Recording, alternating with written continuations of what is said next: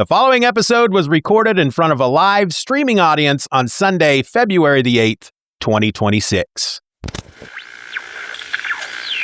You know who you are? Steeven is my name. Even Steeven. Will you say something, Steeven? Steeven or Else Media. You're listening to the Superman Super Show, episode number 96, The Billionaire's Daughter.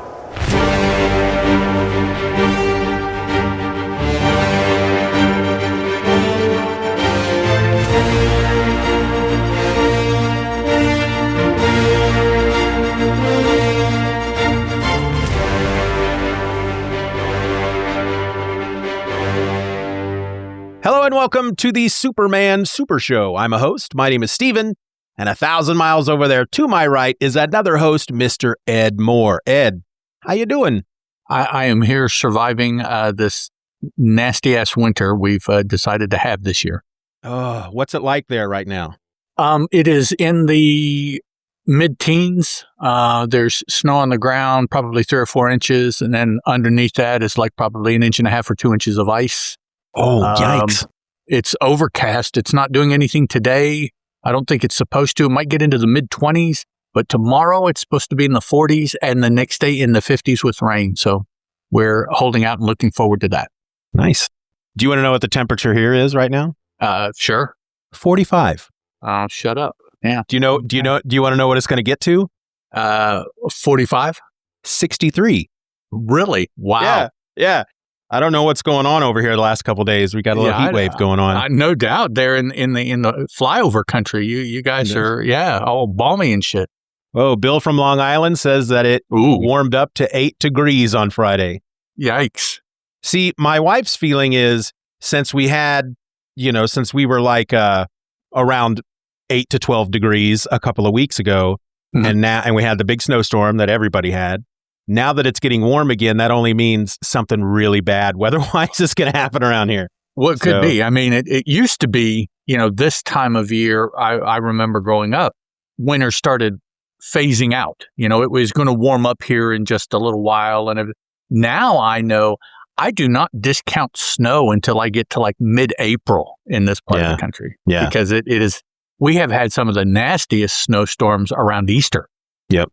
So it's like, when's it going to warm up? I'm holding out for June 1st. That's, that way. Yeah. We've been getting snow. We get our snow later and later every year. So, it used to be late October, November, we'd start getting snow, and it was somewhat unusual to not have a white Christmas. Right. And in fact, when my kids were little, we had a blizzard on Christmas. And we would normally get up Christmas morning, open our presents, and then get all dressed and go over to Grandma and Grandpa's. But we couldn't go anywhere that year because of the blizzard. Okay. And so we had just decided by the end of the day, we're like, this was really nice. We just got to spend Christmas at home. Didn't have to rush, didn't have to do anything. And so from that moment on, we would do like Christmas Eve or the day after Christmas with Grandma and Grandpa, but Christmas Day was ours. Was yours, yeah. And that's absolutely fair. That's the way it should be, in my mind. So, but now it's like we're not seeing snow until the new year. So, right, turn of the year is yeah. And it's funny, the winters don't necessarily bother me. I was born and grew up in Chicago. Yeah, and we have this nifty weather condition called a lake effect snow, and. So it's like my memories of Chicago now when I was growing up is that, from like, September to like April, there was snow on the ground, it seemed. I mean, it was every major holiday you had to contend with snow. School was called, even though I'd lived right across the street from the school, constantly. And, these are now, whether those are accurate now looking back, I don't know. But I do remember that winter was definitely synonymous with snow. And so winter officially starts, the 21st of like December, I think? Something like that. But November, for Thanksgiving, I remember there always being snow. I remember Halloween, they started talking about it. Not that it was going to be, but, it was going to be soon that now the snow's going to be and you won't be able to go outside and play with your friends all the time and everything. So on Halloween, be sure to go out and have a good time. That's what I remember is that November, December, January, February, my birthday is in March. By about March, it was probably over, March 18th. Didn't really get too much snow after that. I don't recall. Now it's like, no, there's no snow on Thanksgiving. There's seldom any snow for Christmas, but from New Year's to well past Easter is where winter has shifted to as far as the calendar. And it's like, I like it the old way with Thanksgiving and Christmas and, Yeah, that's my memory as a child too. And growing up in Kansas is that every winter it snowed. And it wasn't just snow, it was snow. From my memory. And again, like you said, who knows what's true? For all I know, my memory is combining maybe 4 winters throughout my childhood. All into one thing. But I just feel like there was always a crap ton of snow. But of course, I was much shorter back then. So what may seem like, a lot of snow then isn't a lot of snow now. Maybe up to my ankles now, where it was up to my knees back then. Exactly. Yeah. But I don't know. I remember going out and making snowmen and building snow forts and sledding and feels like every year. And I don't know. And once it snowed, it stayed. Once it started, it stayed until it got warm and it was all gone and didn't snow anymore. Now it's like, there's a little here, there's a little there, and it's like, normally, this is an exception, but normally within 2 or 3 days of the snow, either it's warmed or it's rained, and you can't even tell that last week they canceled school or whatever it was. Yep. Whereas now, what we have now, this is going on. We're getting ready to head into our 3rd straight week, I think, with snow on the ground. And I'm just like, wow, that's unusual for here. Yeah, I'd almost prefer that than what we have right now because, we got all the snow and now it's above freezing and it's all melted. And so it's just muddy all the time. Yeah. And, as we get into the spring, we get rained on a lot during the spring. And so we spend a lot of spring with mud all over the place. And so Yep. I'd rather track snow into the house than mud, basically. Yeah. It's easier to clean that snow. Definitely. Unless it's yellow snow, then Well, you're not supposed to play with the yellow snow, so. No. So those of you who are listening to the podcast and not watching us live, if you were listening to the date that we recorded this is Super Bowl Sunday. Ed will be watching. I will not. Ed, who's in the Super Bowl this year? I don't know. Really? Yeah, honestly, I think I Seattle heard that and New England. I thought I heard the Patriots were in. Yeah, Seattle and New England. I don't follow sports, but I know enough to know that it seems like there was a time when the Patriots were in the Super Bowl like every year. Mm-hmm. Yeah. So automatically, I don't like them. During the Tom Brady, Bill Belichick years. And of course, that is a well-known descriptor to people that have followed the NFL for the last 25 years or so. There was an interesting statistic.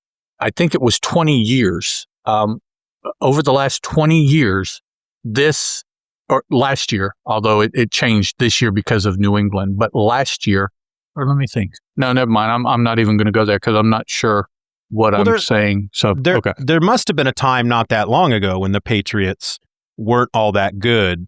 The only reason I say that is because there's a Family Guy episode, and I don't remember what season it's in. I don't remember how far back it goes, but there's a Family Guy episode where the 4 guys are all watching the Pats game on the TV in the bar, and they lose, and they're upset about, they lose again. They're really angry. And they show like a after game interview with like the quarterback of the other team that won. And, he says the normal things. Well, we just came together as a team and God really blessed us. And so they decided, why is God always blessing the other team? When is God going to bless the Pats? And so they go and they find God and they ask him, why are you messing with the Patriots? Why won't you let them win? And he admits that God tells him that he won't let the Patriots win because he doesn't like Belichick. And that if they can he's like, I've given him wins before and he doesn't even crack a smile. So no more.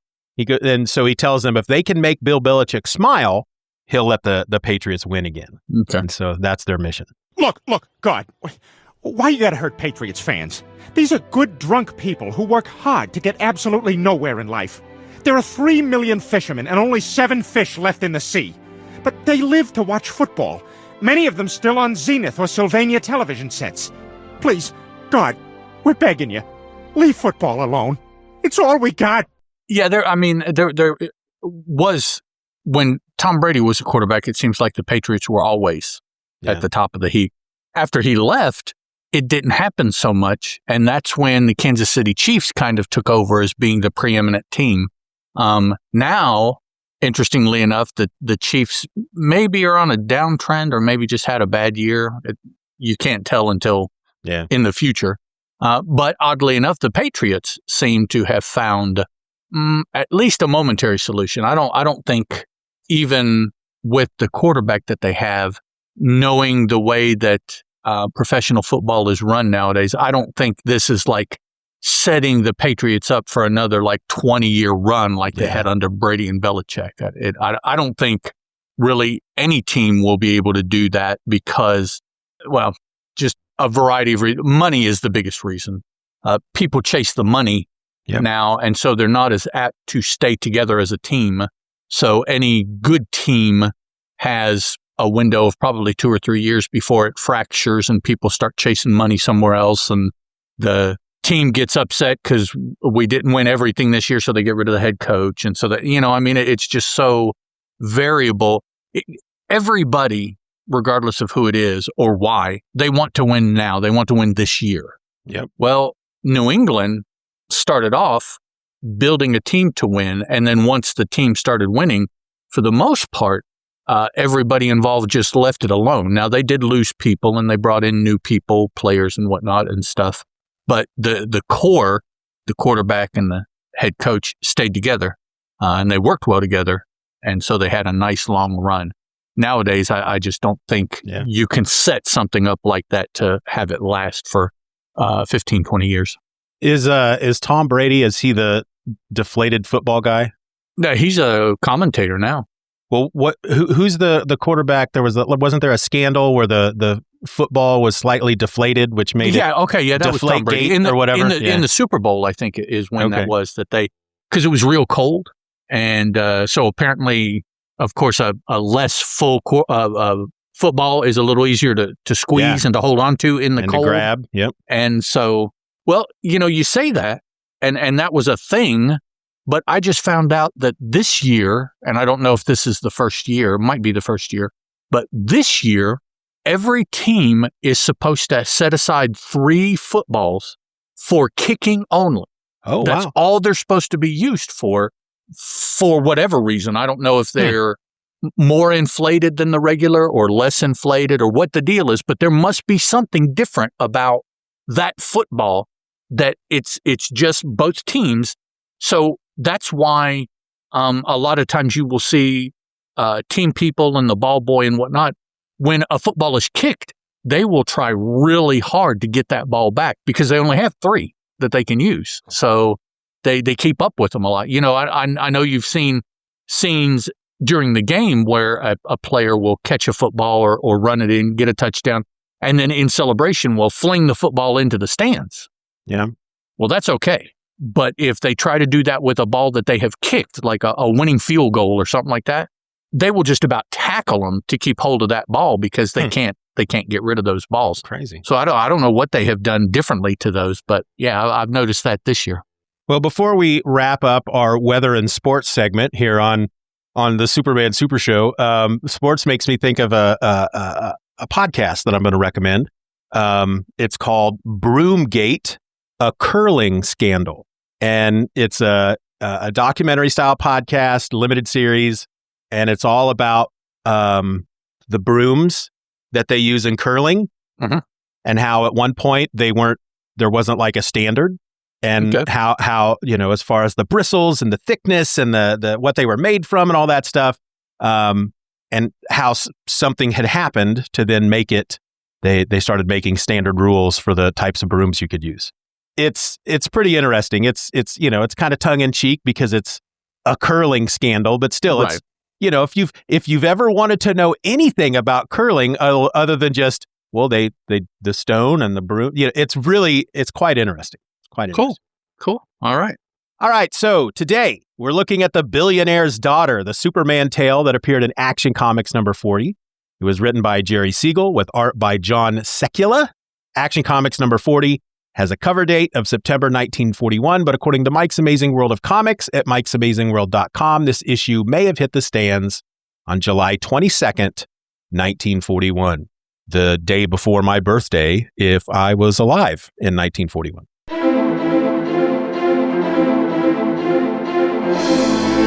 Superman is hired by billionaire Morgan Thorgenson to keep his daughter Nancy out of trouble. Superman breaks up a gambling den responsible for cheating Nancy out of her father's money, but Nancy is angered by the Man of Steel's interference. When a flood strikes the area, Nancy is forced to act selflessly along with Superman to save the flood victims. The experience has a positive effect on her, and she abandons her frivolous behavior permanently. Ed, what'd you think of this one? The synopsis, I don't necessarily find all that accurate, but the story was entertaining, albeit a bit. The entire premise was kind of weak, I thought, as the kids used to say, weak sauce. So this would have to be ranking all of the Superman stories, which we haven't done, fortunately.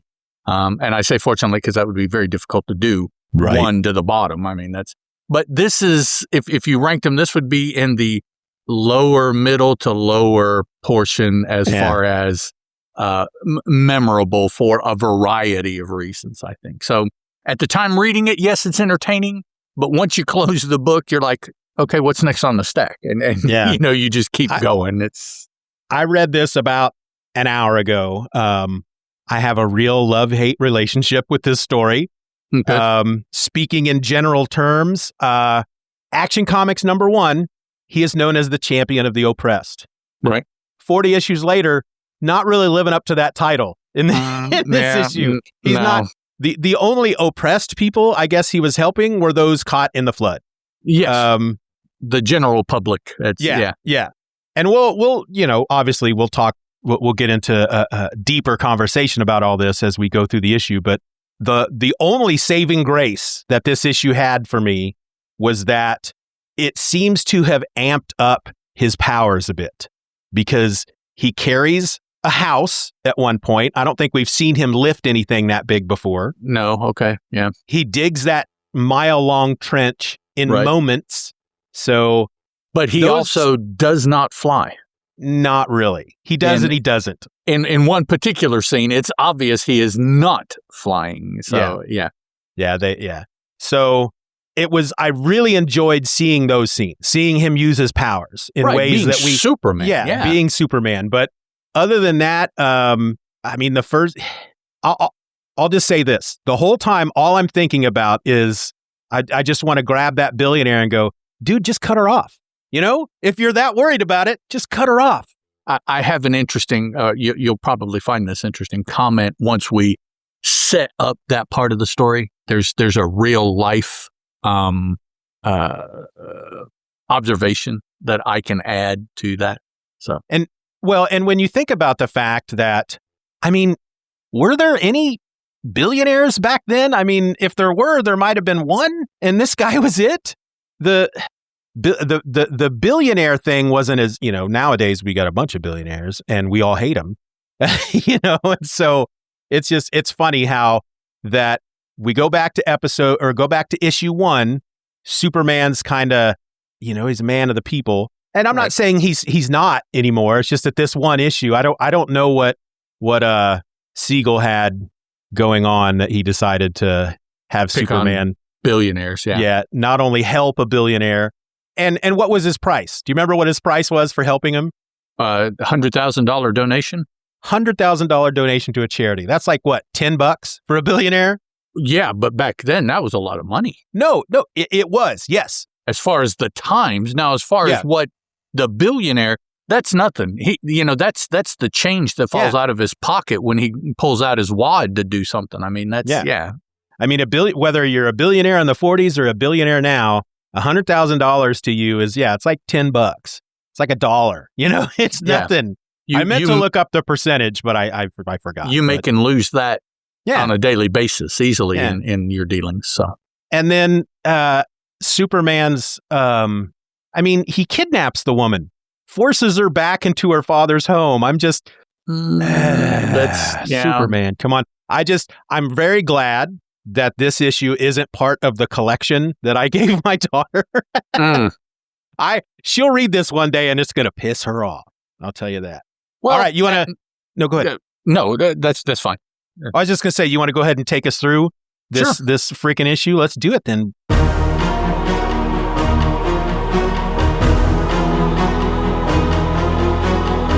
Let's start with this cover.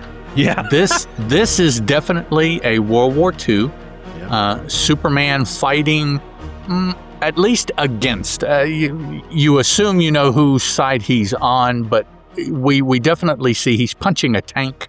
Yeah. And the tank has the Iron Cross on both. So off the top of my head, I don't know explicitly that is a symbol that the Germans used. But implicitly, we certainly assume that very quickly.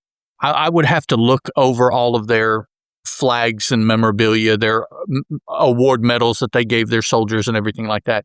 I know it's called the Iron Cross, but I don't know if that's because of Nazi Germany or because of a Germanic thing. Yeah.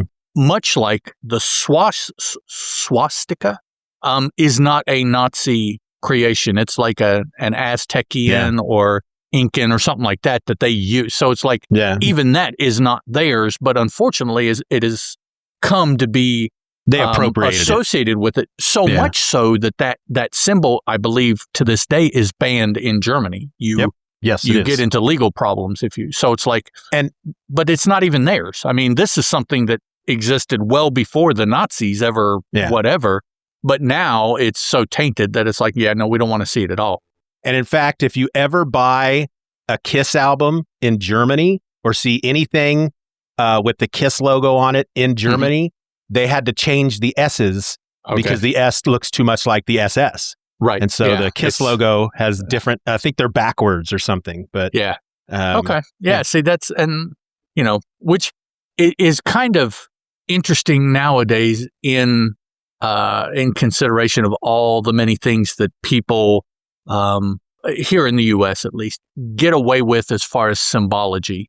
And we know what it means, but there is always that group of people ready with their excuses as to why, well, no, it's not that.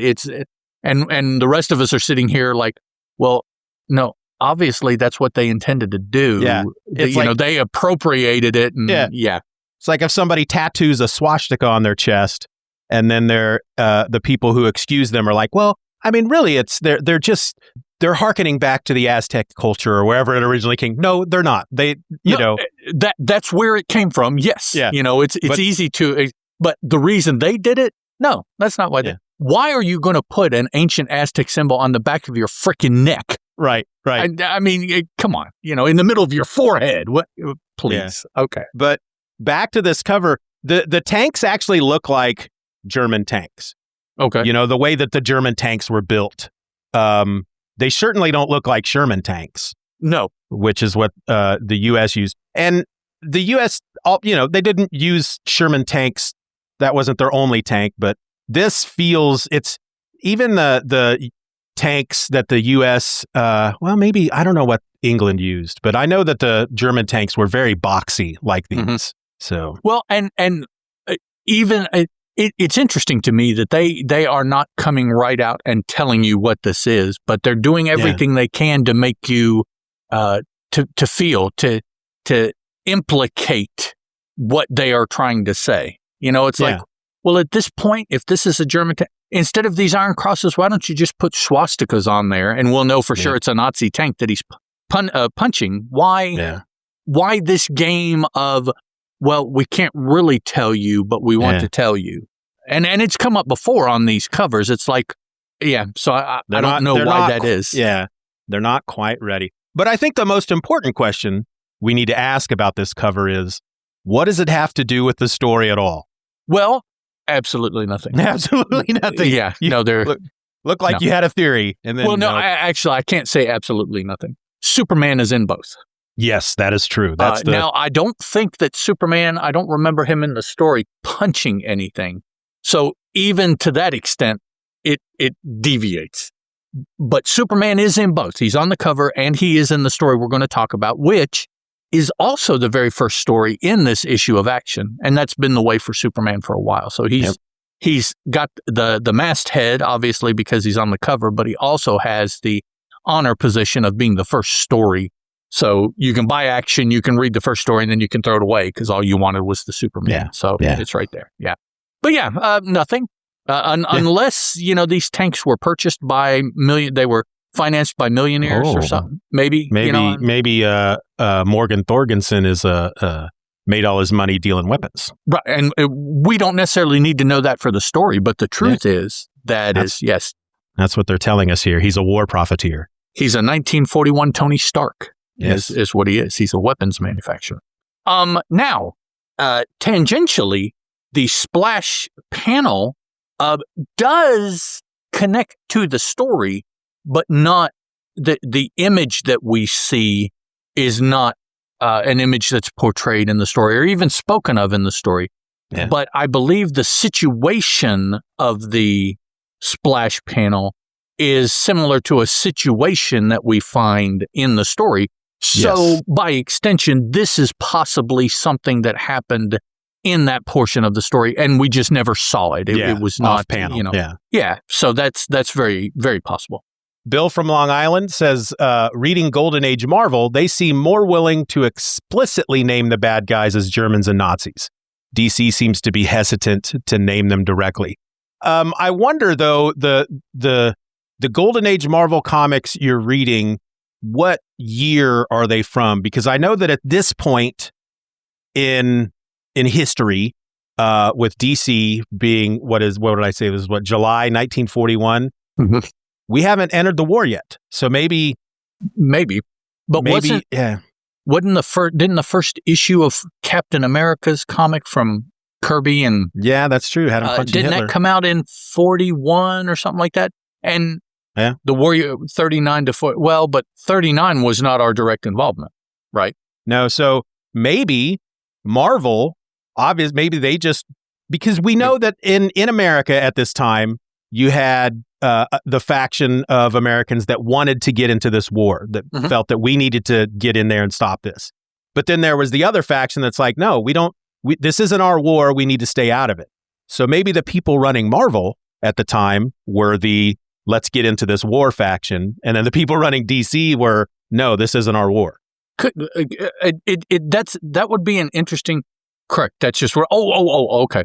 That would be an interesting premise, I guess, to really investigate, because we know that in comic books, well, I will assume that I know because perhaps I am wrong. So I'll take the onus. I believe my thought, I don't believe, but my thought is that at this time there were a lot of Jewish men involved in comic books just across the board. So I would assume that by and large, the get involved and do something would be chanted very loudly across both companies, the comic book spectrum, because of the involvement of these adult males and their history and probably direct connections to people still in Europe at this time, being subjected to all of this that's going on. So, but it would be interesting to see why, the first book of the first issue of a book shows the hero punching Hitler, but we're in a situation where someone like Superman and they're like, oh, we'll make them think that it's the Germans or whatever, but we won't do anything directly. It's like, well, your competition is punching Hitler in the face, and you're like, well, we'll make this symbol kind of think that it's reminiscent of German. And so, it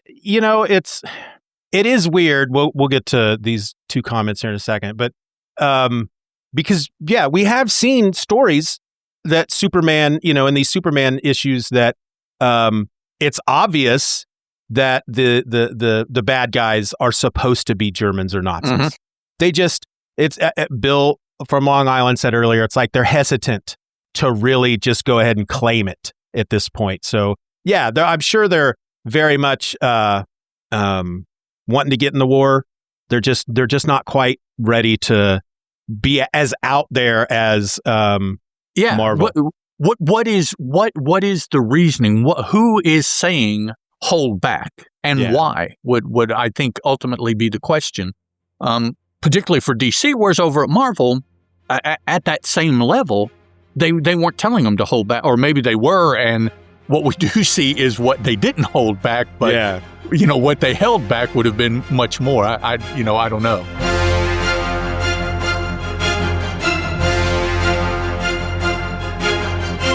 The Superman Super Show will return after these messages. Do you love podcasting but hate editing? Do you have a number of episodes recorded but just can't find the time to get them edited and ready for release? Do you need help and you're not sure what to do? Well, come talk to me. My name is Steven Orr. I have over a decade of experience recording and editing my own podcasts, and I want to put those skills to work for you.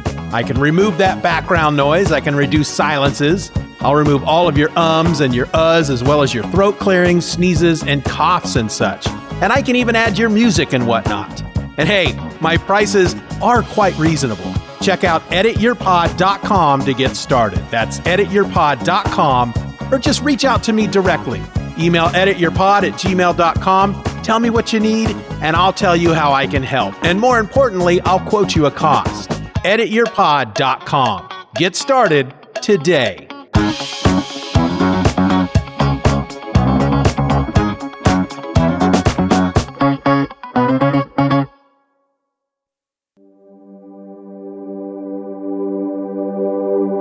Across the DC multiverse, countless worlds exist in parallel, each with its own history, its own heroes, its own destiny. But before you can visit the worlds, you have to understand the map. I'm DC Dave, and this is Infinite Earths, a guide to the DC multiverse. In Season 1, we explore the architecture of the multiverse itself, the shifting cosmic designs that have defined DC history for decades. From the earliest experiments in parallel Earths to the sweeping restructurings that reshaped reality, we trace how the multiverse was built, broken, and rebuilt again. This is your field guide to the foundations of infinite possibility. The orrery is waiting. Let's explore.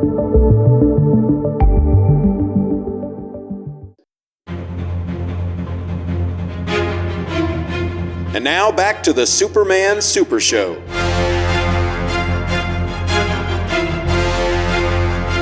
I'm trying to find out here real quick when. Hey, Billy, welcome to the broadcast too, sir. Billy says a lot of comic book creators were first-gen immigrants, so they still had family back in Europe, and Hitler was already going ape shit. Billy didn't say shit. I did. By 1939. Not sure why DC was hesitant to name Germany Nazis.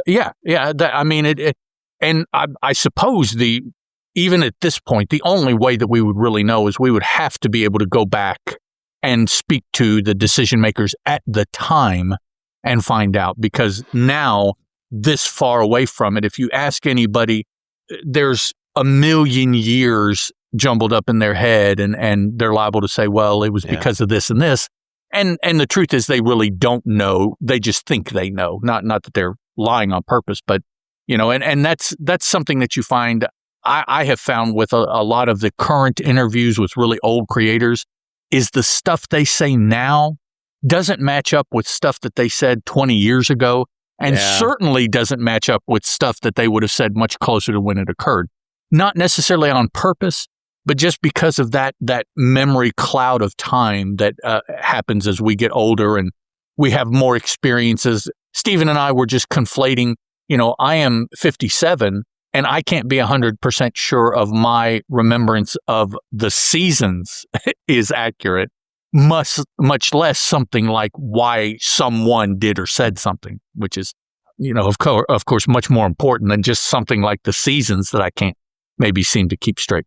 Yeah, Bill from Long Island says New York in general, and comics specifically, has a large influence of Jewish culture for both Marvel and DC. I'm trying to pull up a an audiobook that I've gotten that I haven't listened to yet. It's from Danny Fingeroth. Okay. It's called Disguised as Clark Kent, Jews, Comics, and the Creation of the Superhero. Mhm. So I'm sure that may talk about a lot of this. Maybe Billy, it depends on the slant that he took for the book. Yeah. Billy D says, maybe there were some Krauts working at DC. I'm kidding, he says in all caps. Maybe there were. I don't know. You know, the at the time, the current Nazi Party had members everywhere, all through American society. That was their mission. So, you know. Captain America #1, by the way, on sale December 20th, 1940. So 40. Before. And we they were involved. punching Hitler in the face. I mean, exactly. In the That's very crazy. first issue. So, yeah. Okay. So the splash page we see here looks like Superman is rescuing someone. Maybe they got stuck under that tree, or maybe he was just rescuing them as the tree fell. You see lightning. Perhaps the background there is like the lightning striking, or perhaps it has to do with a flood of water, which is certainly something that we deal with in the story itself. So tangentially, this panel, you could easily connect it to the story, whereas the cover, no. You could connect the cover to real world, maybe, much more than this splash panel. But yeah, the cover, no. The splash panel, it kind of puts you in a mood that ultimately they come through with later on in the story, which I found very interesting also. So, all right. So the story starts. Lois and Clark are at the office there in the paper, at Clark's office, probably because he's sitting at a desk with a typewriter. And they're reviewing the paper because there's an ad in the paper. And apparently it has been in every paper in the city of Metropolis, which I wasn't aware there was that many papers to really say all the papers, but this is... I think there was at least 4. Okay. So I think we had the meeting of 4 of them, in the one story, point. the editors, Yeah. The ad reads, Superman, your help urgently requested. Castle Ridge Park, and this threw me off, license number EH656, 11 o'clock. And the reason it threw me off is, for those of you that don't know, and most of you probably don't care, my current job is I work with my county's 911, and I am the mapping addressing coordinator. Now, with the advent of 911, most authorities have given the ability to create addresses to 911 because of the need for the 911 address for emergency uses. And then the postal service will come in and say, well, if that's a good address, we'll use it too in our system to then incorporate as far as receiving mail. So my job is to make addresses. Okay. Cool. So Castle Ridge Park. Go ahead, Steven. Oh, I was saying cool. After 25 years, maybe not so much, but okay. Castle Ridge Park makes sense. Okay, I'm looking at a map. I'm looking for Castle Ridge Park. Where the hell I'm going to find license number EH656 in Castle Ridge Park really threw me off. I'm like, me too. Oh, okay. So that doesn't work. You know, what I know of the system, this isn't it. So let's step back. Castle Ridge Park. Okay, maybe it's a park. And then it finally dawned on me, even before I moved ahead, Superman is going to be looking for a car, right? Yeah. License number in a park? That's how they want to meet, and that's all they give him? And I was like, okay, I got to see how they do this, because this doesn't make sense as far as a contact. Yeah, see, it didn't even dawn on me that it was a license plate number until the car shows up. Yeah, exactly. I'm thinking driver's license or ID, and it's like, what, is he going to walk around the park and just ask everybody to show them your license, please? I just got to match up the number. It just enough information, but maybe not in the writing of the story really completely thought through as to how this would seem by itself. And we know after we find out who left the ad, they could have been much more descriptive. Money was not an object when it came to putting this ad together. A whole page would not have been an issue. It's billionaire. He's putting an ad for Superman, and it's a little tiny classified ad. 6, 7 lines, because I think And actually, I can check this with my spouse. I believe the size of the ad is what you pay for. Yeah. And so, of course, the number of lines is also going to be dictated by the size. So, yeah, all he paid for was 7 lines. This is like, what is this? Maybe a 1-by-1 ad in the classifieds of all the paper. Yeah. I can, it actually kind of makes sense to me in my head. I can totally see like an assistant coming into the Morgan Thorgenson's office and saying, okay, I've got a draft of the ad put up. If we do a full page, which will ensure that Superman will see it, it will cost us $600. Oh, no. What other options do we have? Well, the smallest space is at $150. Let's do that. $150. Yeah. That sounds good. This is and people make fun of like Scrooge McDuck, but they have the money they have for those very reasons that you're saying. I mean, So okay, so they see this ad, Lois and Clark, and Lois is like, well, now's our chance. I don't care what the ad says. The fact that if this works, Superman will be there, will give us a chance to interact, I suppose, with Superman. Well, and it's like, well, so he's going to answer this ad and you're going to be able to interview him? Because, I don't see it. But she's just wanting the contact. She believes that just in being able to contact Superman, that will be enough to then write this article or get this interview or whatever is going on in her mind with her contact with Superman, other than Superman being, throwing the nod at her and going on about his day. It's so. Well, and Clark's reaction here when she brings him the newspaper feels not as spineless and cowering as he normally is. When I read it, have you seen this advertisement? I certainly have, but what of it?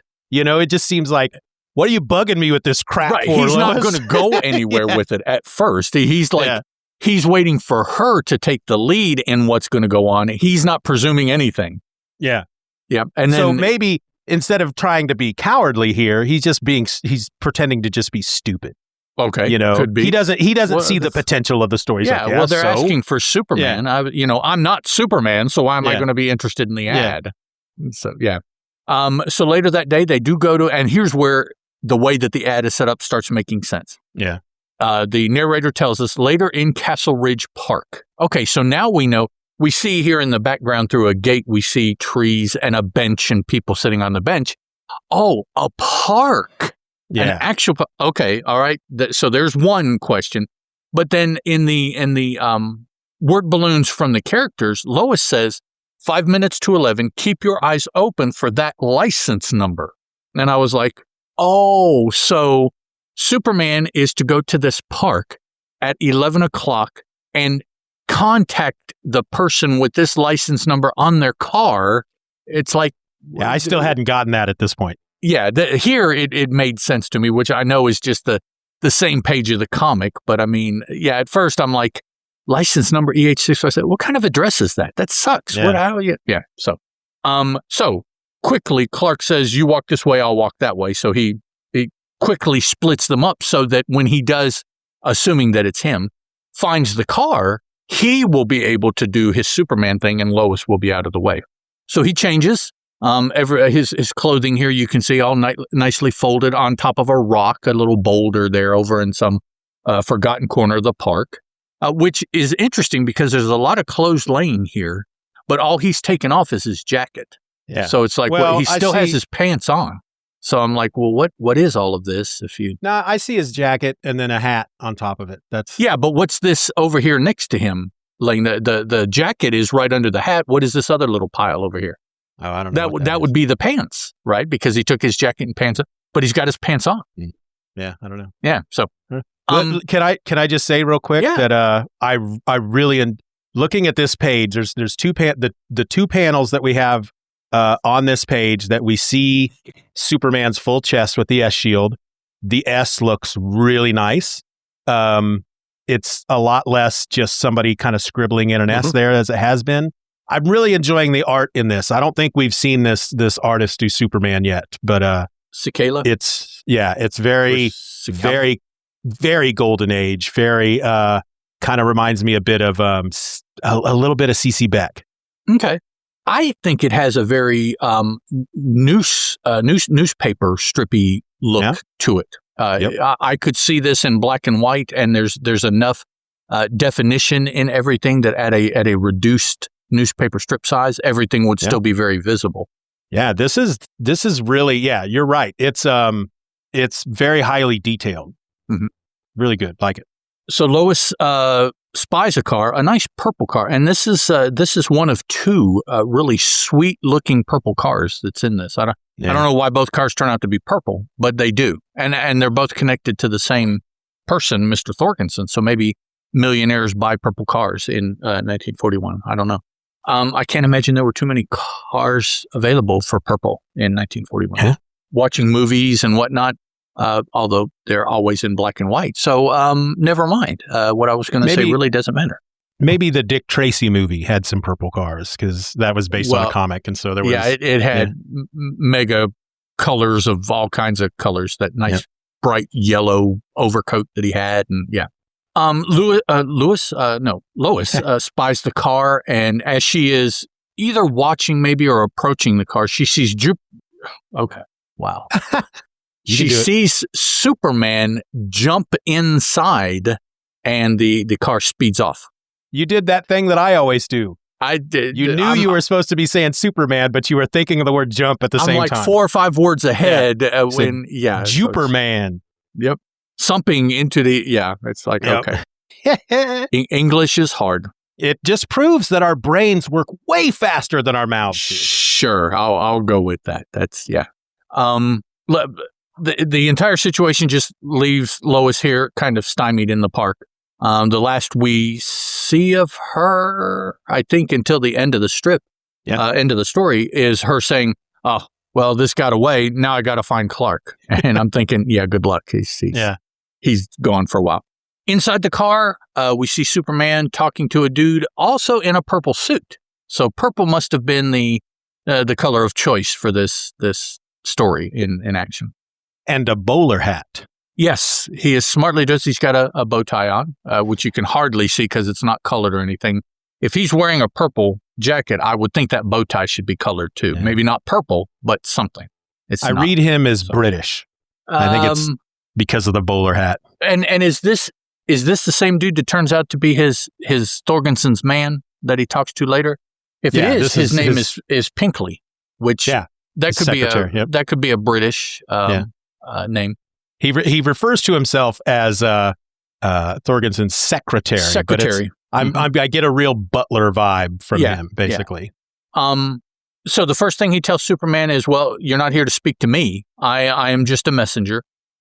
We will go to, now that you're in the car, my employer, which is who the ad references. That's who you're supposed to talk to." And he tells him that it is Morgan Thorgenson, and Superman recognizes him as being the billionaire. So for whatever reason, I don't know necessarily other than somebody like related to our current government, which I don't feel like speaking about, and maybe some big businesses that they are potentially billionaires. I don't even know for sure, but I don't know just off the top of my head that somebody could throw out a name and I'd be like, "Oh yeah, they're a billionaire, right?" There's a couple of them, but that I would immediately know. Oh yeah, they're a billionaire. But I'm sure there are people like sheikhs from the United Arab Emirates and that probably are. That if you just threw the name out at me, I wouldn't know. Most of the Americans, the Rockefeller family, are they billionaires or are they millionaires at this time? That was something that I thought about early when Steeven was talking. We know a lot of the media people and a lot of industry people in the U.S. were very, very rich at this time. But would they truly have been billionaires to be called that? Or were they just, and I can't believe I'm making this distinction, are they just millionaires? Because which at the time, because I feel like a millionaire back then would be like our billionaires now. Probably. Yeah. I mean, a billionaire then would have to be, way up here on the social scale.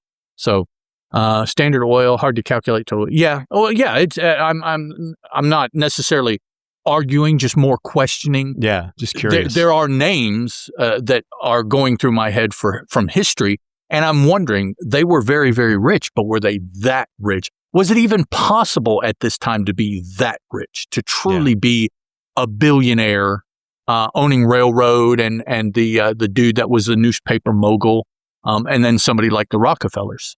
Were they truly billionaires? Was that even had they had enough time to get that much money together? Yeah.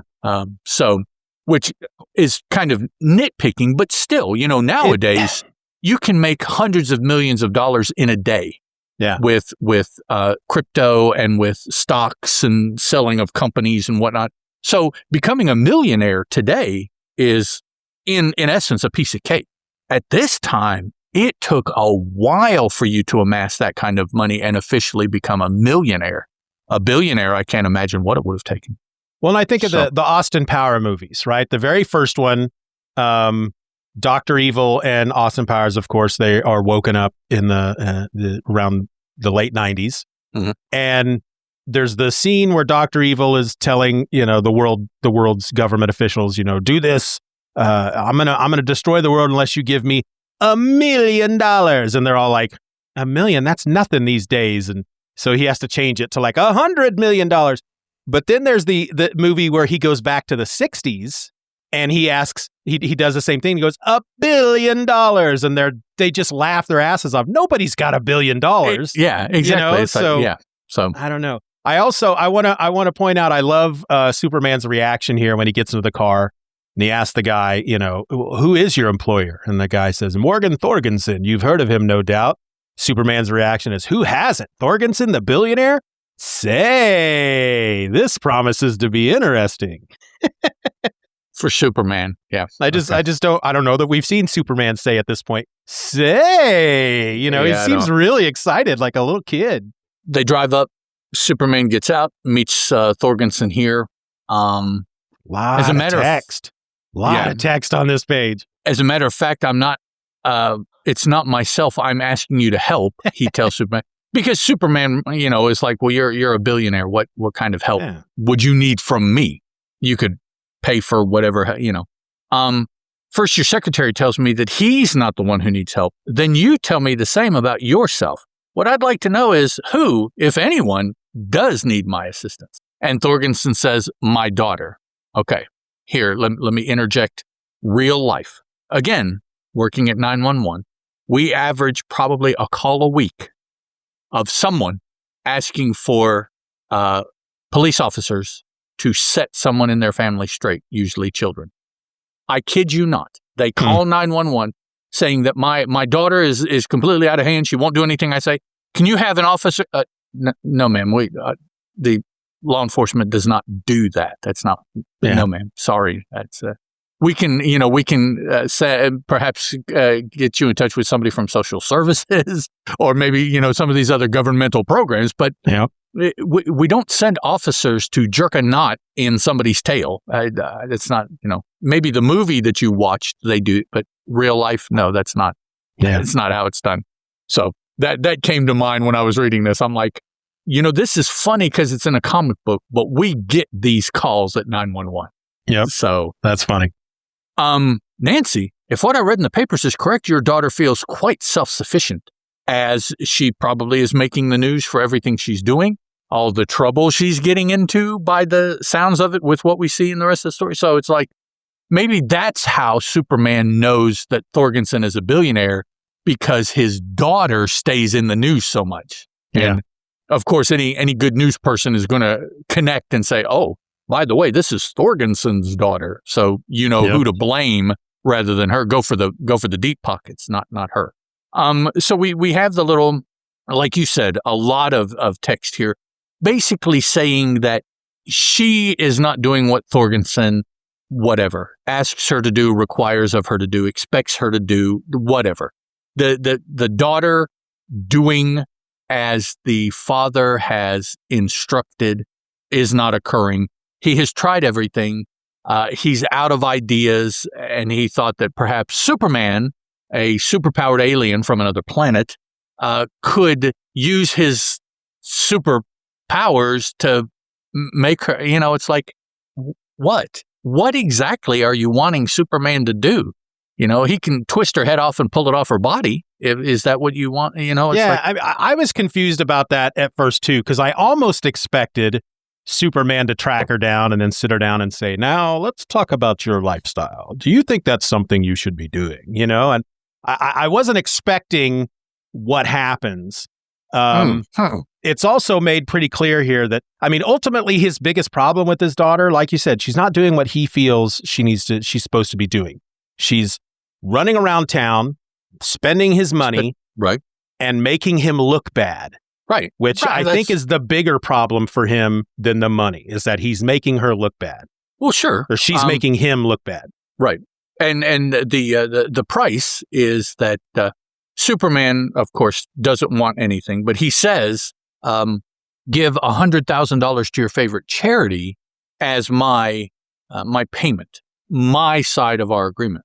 Thorgenson's right. It's a deal and a bargain at that price, but I must warn you about the charm of hers. That charm of her. I'm like, this is yeah. Anyways, so as in the midst of this conversation, Pinkley comes in saying that the Purple Fawn nightclub, someone or the nightclub itself has called Daddy to let them know that the daughter is out of hand. The daughter and her escort are embroiled in a brawl. So, which makes the scene the first time we meet her, literally the panel that we first meet her is probably my favorite panel in this issue. Superman. It would make sense for them to have somebody at the club though to call before. To me, it almost feels like you better come down here and do something about your daughter before the police and or the press arrives. Could be either a member of her entourage or just somebody from the club that knows that they do this solid for Thorgenson, and then he will return the solid numerically and somehow. And because those of you that can't see, I'm rubbing my fingers together in the international symbol for moolah, international sign for cheddar. That's it. Because the people who run the club, when we actually get there, they don't seem to be all that interested in actually stopping her, because even when the brawl is over, she stays. They let her stay and lose all her money. So they don't go ahead and ask her to leave now that this is done. Yeah. So I think it's more about somebody is probably, if this gets any more out of hand, somebody will call the police or the press, and she's going to have your name in the paper again for all the wrong reasons. One or both is not, not something you want. So Superman leaves, and then Thorgenson asks Pinkley, do you think he'll succeed? And Pinkley says, knowing your daughter as I do, sir, I find myself extremely pessimistic. Superman may have pessimistic does have a period after it. Superman may have tangled with colossal opposition, but that was mere child's play compared to what he will encounter when he meets whatever. It's a spoiled brat. Right. That daddy that doesn't listen to daddy, and daddy, I'm sorry, did not smack her around enough as a child to put fear of any sort into her. And yes, whether smacking around is physical or psychological or what have you, I'm old school. Children have to be trained to be a contributing part of society.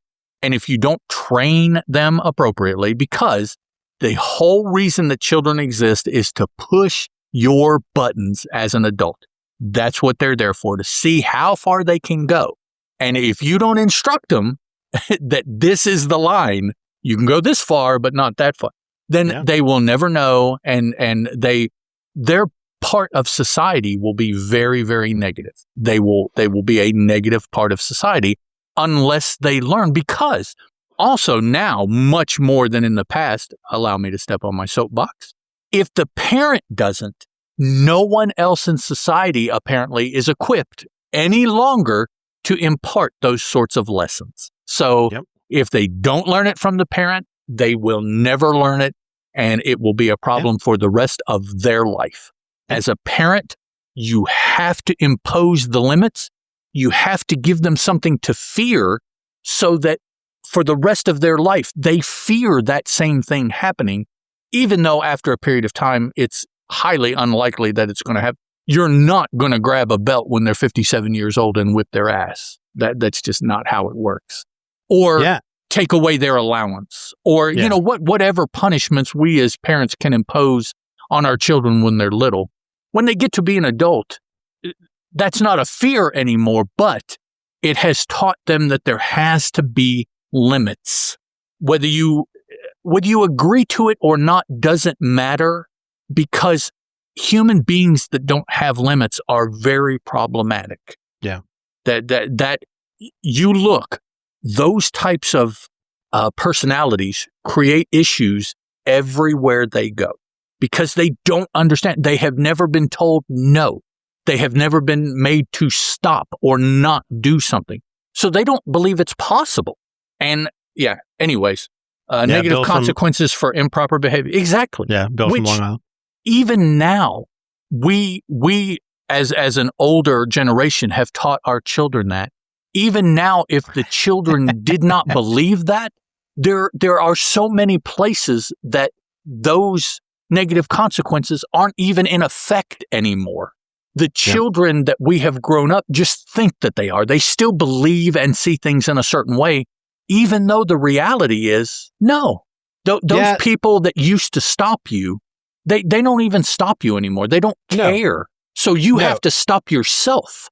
Yeah, anybody in her position, and then they get elected. Yeah, really. Bill from Long Island, and then they get collected. Anybody in her who lives her lifestyle and has that money, anyone in her circle of friends, they're all going to be basically yes men and yes women. You know, because they want to ride that ride.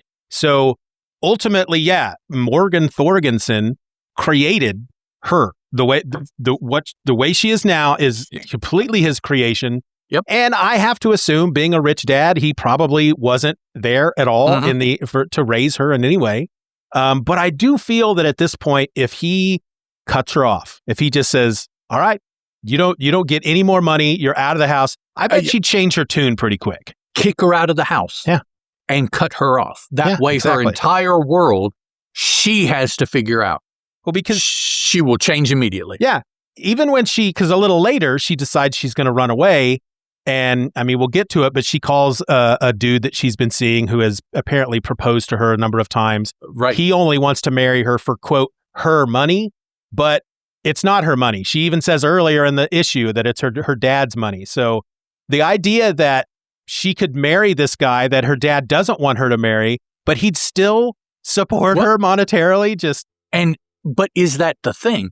He wants access to her dad's money through her. She wants access to his money, not having to worry about the fact that daddy's going to cut off my money. Yeah. I think is what's going on. And she doesn't realize that he does not have the money that daddy does. So what you're doing is you're cutting your nose off to spite your face. And unfortunately, she doesn't realize that. But it's like, no, look, he wants your money. Daddy's going to take your money away, so that won't exist. So you will have to live off of his money, which doesn't exist either, the dude she's married. So it's like, so you are cutting off one and going to another that has zero. It's like, and I don't think she realizes that.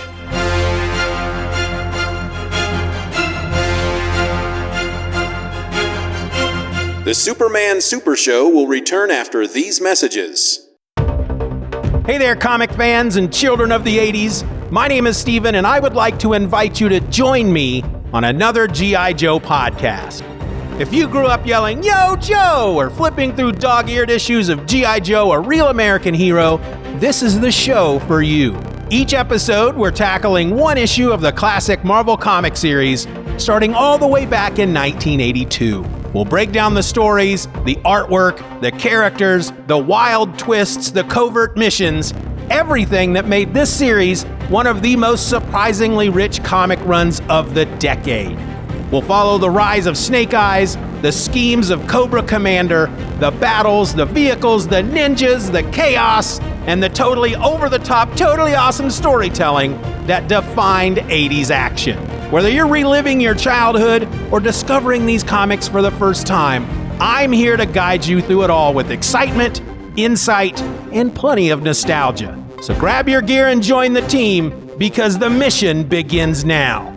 Yo, Joe!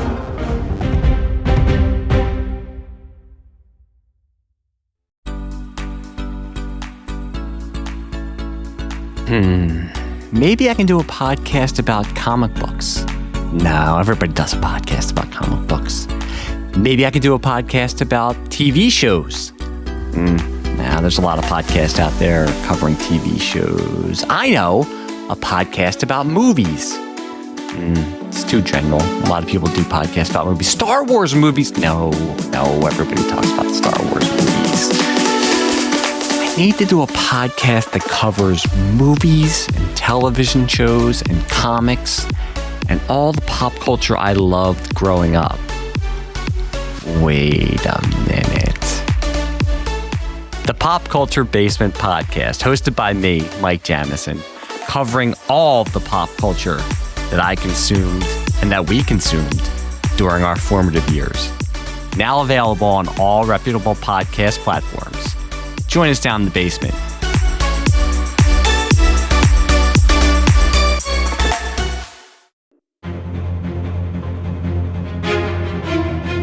And now, back to the Superman Super Show.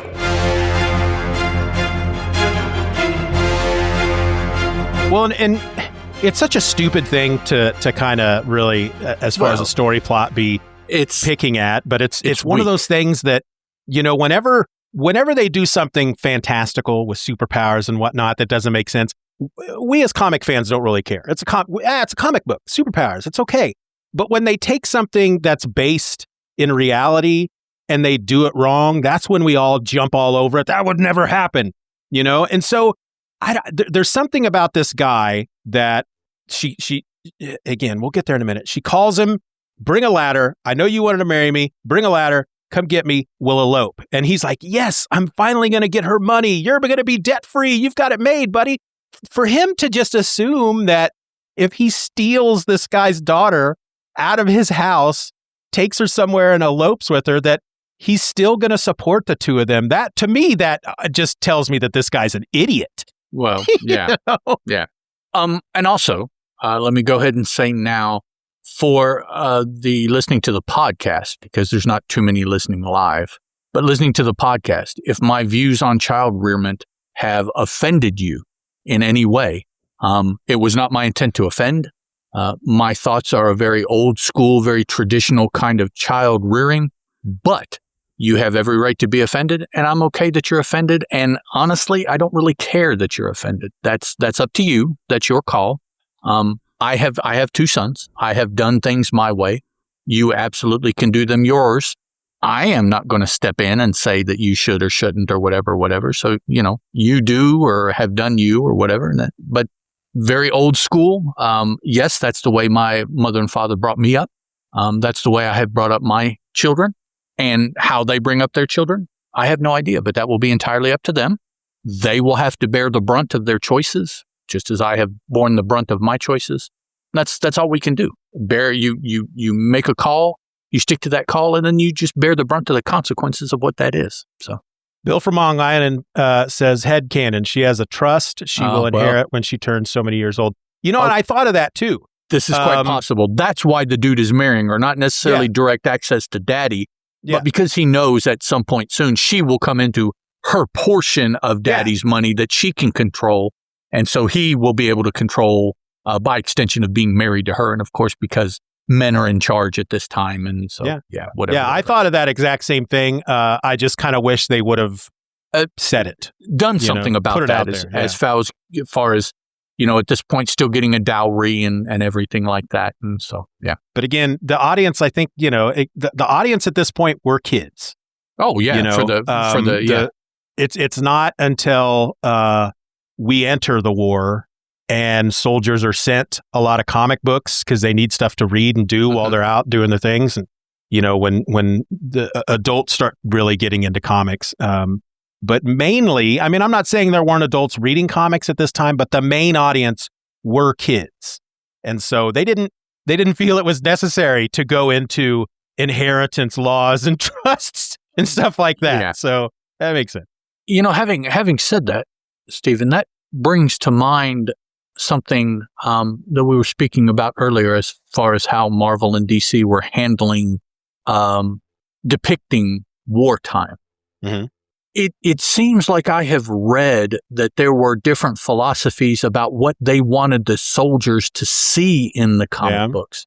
There were those people that did not want them to see any kind of direct confrontation because they would assume that they were right and that they were going to win. And so if they then lost battles and lost people, it would psychologically strike them harder because in the comic books that they're reading, they had not seen that happen. Yeah. So I wonder if maybe that is why these two major publishers are depicting different things. One wants to embolden the soldiers and say, see, punching Hitler in the face, that's what you need to do. Yeah. And the other is like, well, no, we need to soften it down because we don't know what's going to happen. So we don't want to depict different from what they see in real life. And that way there's not this conflict psychologically between, well, why did I lose? Why are all my friends gone? That's not what they show in comic books. Yeah. Okay. So sorry. Got a little deeper there than perhaps I want to get talking about comic books. I'm of the opinion that they would embolden them. I think, people would read this kind of stuff for an escape from. That's the rah rah, you go get them, beat, win, kind of thing. Because real life sucks right now. But when I go to comic books, it's all yes, the way I would wish it to be, and So okay, so Superman shows up at the club, and now I am starting to think it's an issue with the colors that they had available because the awning at the club is purple also. I don't know why. Maybe it is used more in this story than it has in the past, but it just strikes me that there's a lot of purple in this story, and there really hasn't been too much up to now. So a lot of the colors seem to be a bit darker than what they normally. I mean, even the blues and the reds and the greens are all a bit darker. Right. So Superman shows up, and the first panel that we see that stars what's her name? Nancy. She's punching somebody in the throat. No, she's punched him in the face, and he's falling off. And that's it. It's this one dude. I mean, to be a, what did they say that it was? They called it a brawl. A brawl, yeah. And all we see is her punching one dude. Yeah. And there's another woman here in a later panel. She's off to the side, so she's not brawling. The two the escorts for the man she just punched, because they're in purple also. So I imagine they work for the club is what we're perhaps supposed to take from that. Yeah. They have gotten the dude that she punched, and they're probably on the way to escorting him out. So, I mean, it's not a continuing, ongoing situation that we see right here. Yeah, she punches the one guy, and then she goes, get rid of him. And they get rid of him. Yep, and the dude, either who's running the floor, the manager that night, or the owner of the club, whoever he turns out to be, asks her, if you wish to return to the gambling room, and it's a ... because the next panel, that's where she is. That makes a total of 40,000 you've lost after playing all night. The dealer, or whatever he's called that's running the game, tells her, because I don't believe this is a card game. This, I believe, is the circle where you bet on the number, roulette. Whatever that's called. Yeah. See, I don't even know that much about gambling. I don't know. Yeah. So, all I know about roulette is always bet on black. Black. Yeah, really. Hadn't you better stop playing now? Someone asks, and now he's not in purple. So no, I think he works for Thorgenson. I think he's there to watch her, keep an eye on her. Yeah, Bill telling me roulette also. Roulette, there. Yeah. So certainly not. What's the use of my dad making so much money if I can't throw it away? Yeah. So that she makes a good point. There is a problem with the daughter's mentality right there. So it's, little snip, cut that off. And I mean, again, $40,000 is barely a bite. It's like, it's again, it would be like if I went out and, spent $20 of my dad's money on some comics. That's not the point. That's not the amount of money is not the point. The way she views it. Now, these next three panels, we find out that the gambling joint, I'll say, is geared for the house to win, which is this horrid, atrocious concept. It's like, how do you think gambling places stay in business? Yeah. Just by chance? They just happen to make more money than the people that come? Please, come on, folks. I mean, everything isn't slanted, no, because that would be too obvious, but there has to be some amount of things that are slanted in favor of the house so that the house makes money and so that the house stays open. Because if they don't make money, they're going to close and gambling places wouldn't exist. Not in Vegas, not in Atlantic City, not the little quarter machines that every other place is jumping up around here where I live with a woman's name, that because you can't advertise in West Virginia what it is. So everything is Susie's, Mary's, Judy's, whatever, and that's it. It doesn't tell you. But as soon as you see the girl's name, you're like, oh, okay, yeah, it's another one of those. But yeah, Macy's, Philippa's, it's Weird. just the first name, and that's all it is. And yeah, so gambling is legal. You just can't technically advertise it. The machine, parlor machines or whatever they call them. I call them quarter machines because I think that's what most of them take. Yeah. Well, not just slot, but the like. Okay, to me, the slot machine. Yes. Okay. Slot machine you put in, and it's got the handle in my mind. Yeah. Now these machines are poker machines or just betting on the outcome of something on the screen. They're not necessarily the handle, but yeah, they're all over the place here. There's one probably 300 yards from my house up the hill. I think 300 yards. I don't think that it's there. I know it's there, but I'll send you a roll of quarters. Okay. Yeah. I have never been in there, honestly. Yeah. Actually, I have never been in that kind of establishment at all anywhere. So I haven't either. Yeah. So yeah, this, I understand what they're doing. Of course, gambling is bad. It's wrong. You should not gamble.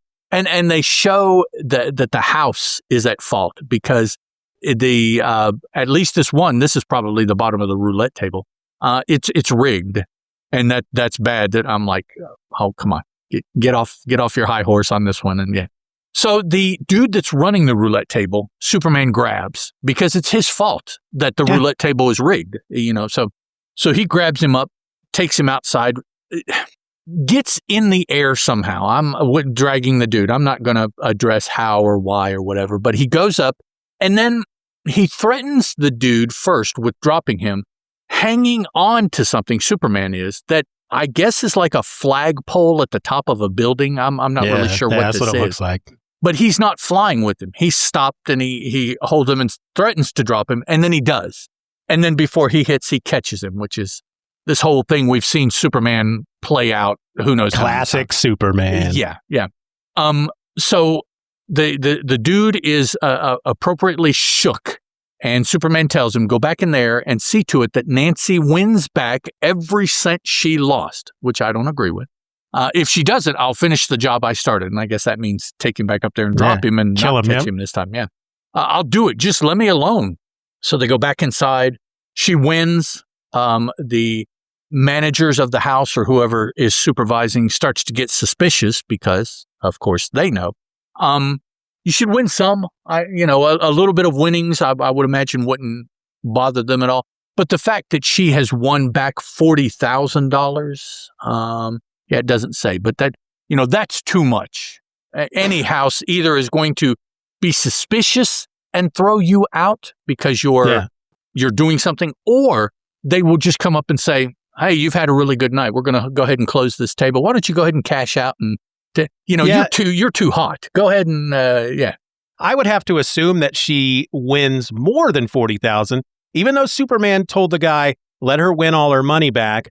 But the fact that when we get to page 6, he says, you've cleaned me out. You've cleaned me out. So not only has she won all her money back, she's literally won that, all the money that he has at the table, which I would assume he'd have a lot of money at that table. You would think. Yeah. So in that the table manager, the runner of the game, whatever he's going to be called, tells her that he can't do anymore. I guess it's the only game that they have in the room, or she's not interested in any others because you can't win anymore from me is basically what he tells her. And she's like, okay, well, I'll just leave. I'm not interested in winning money from anybody else. She gets in her car, takes off. Superman is watching. Back inside, we see that the house is upset with the dude because he de-rigged, anti-rigged, or rigged it the other way to where she did always win, whatever happened, and cost him the money. And basically he tells them, well, I had to because of Superman, and they don't take that as an excuse. They don't buy it. To me, this definitely has a very mafia bent to it. It's not, despite the game being rigged, it's not a clean house. These guys are criminals across the board by the way they react to me. And so, that's what has happened, is that the mafia is now offended at the fact that they have lost money. Well, and did you notice, if we go back to the previous page when he yanks up the guy, we've had a lot of conversations in earlier stories where no doubt. Bill from Long Island says the real victim is the dealer. Yeah, caught between the house and Superman. I mean, whose side are you going to pick? Yeah, exactly. He's just a working class Joe, basically, Hey. But we've talked before about how Superman will encounter gangsters and they don't know who he is. They've never seen this guy before. But here he grabs this guy. And the guy, let go. Who do you think you are? And Superman says, who do you think I am? And the guy goes, oh, Superman.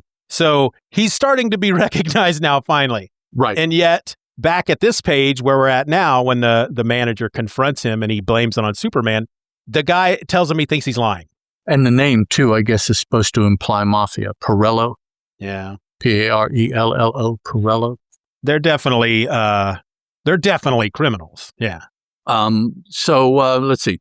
Going to let that dame get away with that dough, boss? Not if I can help it. Let's get going. So what they are going to do is they're going to kidnap her, or I don't know. Maybe their intent was to kill her. It's not overly clear what they're going to do. But they take off in a purple sedan. Now this is my favorite car because it's a convertible. Nice purple. It's got the one bench seat in the front, and that's all there is. But it's big enough for three people, three grown men to ride in it. So the bench seat definitely takes up the whole car. Yeah. Convertible, nice and purple. Rigged table, eh? Yeah. Bill from Long Island put that comment up, and at first I was like, oh, did I miss him saying a?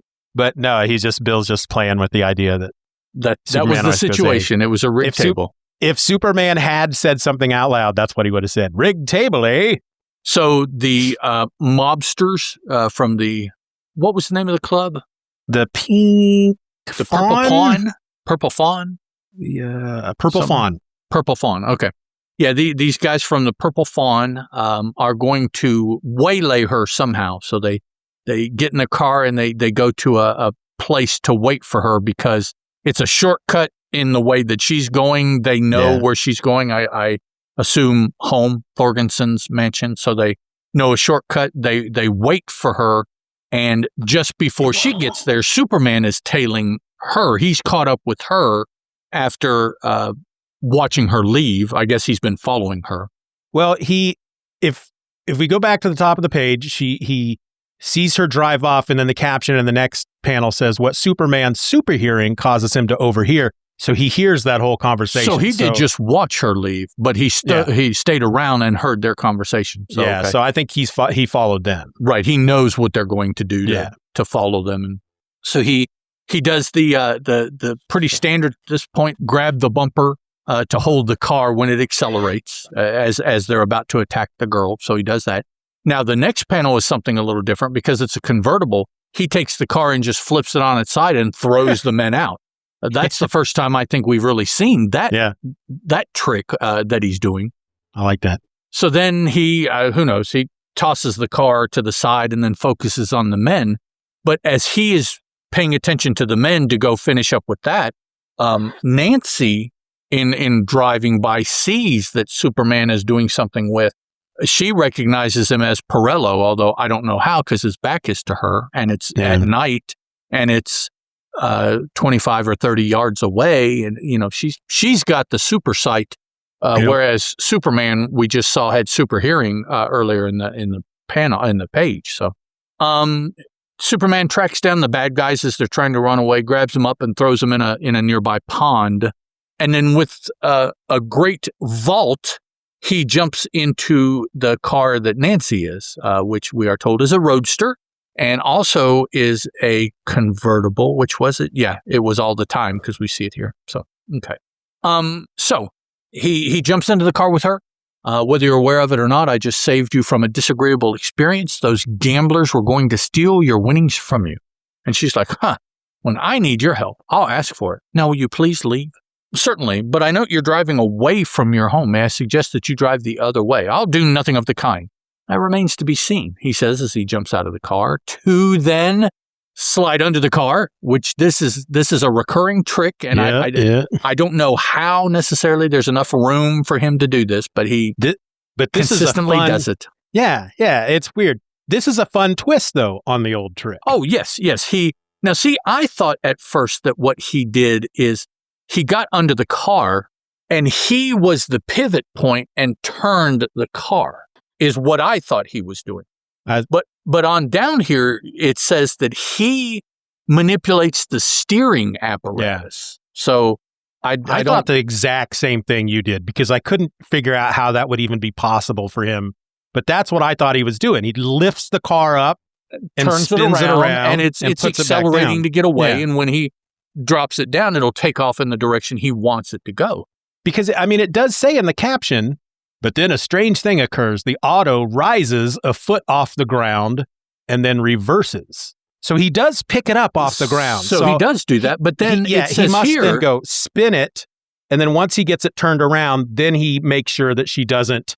Beneath the car, Superman is manipulating the steering apparatus, and we see him holding onto a rod. Yeah. So I think he's done both. I think he physically turned the car around, and then he got up in there to control the steering so she wouldn't. I'll just turn it right back around, Right, and so since the car is steering somewhere I don't want it to go, I'm just going to sit there on the accelerator and let it go rather than using the brake to stop and get out and figure out what's wrong. Yeah. That's sense. What I would do. But she's like, oh, no, I can't control where the car is going. Oh, until finally it gets to Daddy's house and she stops the car there. So I don't know. Maybe he had control of the accelerator and the steering underneath there. And so maybe, but they don't. If they're going to tell us that he's manipulating the steering, then they should tell us that he's manipulating the brakes and the gas at the same time, that he's driving the car basically. But no, they only point out the steering, which tells me she's doing exactly what you said. She's just like, oh, no, I guess I'll just keep my foot on the accelerator. Yeah, exactly. I'll just keep going in this direction, even though I don't want to. And I'll stop at all the stop signs, but I just won't steer it. We'll just see where we're going. When they reach the Thorgenson mansion, Superman emerges into view. You! Correct. And now, will you be so kind as to enter your home? Absolutely not. I don't stir another inch. Very well. You're asking for it. So she is working up to a spanking at one point, but that's not what he does. But that's kind of the feeling in some sort of gag strip of the time. That's what would happen. The dude would pick her up and he'd flip her over and spank her on the tail. So he does pick her up because he's going to carry her into the house. Put me down, beating on his chest. I'll be glad to once you're within the house. Well, Dad, tell this brute to let me go. Never mind. I was going to anyways, Superman says. Have him arrested. Do you realize what he's done to me? Which actually today that would be called sexual assault. Yeah. He forced me against my will, and just when I was calling on Freddie Taylor, is that who? Yeah. Okay. Freddie is who she calls later on. Anyways. So after leaving the gambling parlor, she was on her way to Freddie's, and Superman made her turn around and go back home. He kidnapped her. Yes, and sexually assaulted her. Mm-hmm. He's just racking them up. He threatened the dude, coercion, and this is certainly not championing the oppressed at this point. Well, in a story like this, it would be interesting to talk to someone who is practices whatever kind of law that could tell us all the trouble that he gets into from these different things today. Now, whatever, things were looked at differently then. But today, if somebody reported this kind of stuff happening, what would be the list of problems that they would have moving forward legally? It'd be an interesting conversation. today we'd probably get a bunch of delving into psychological issues. Like maybe the reason she does this, she acts out, she spends his money, is because he's abusive and stuff to her. Exactly. And he must have sexually abused her when she was 3. Yeah. And she's trying to escape this life, and Superman forces her back into sexual slavery or something, right?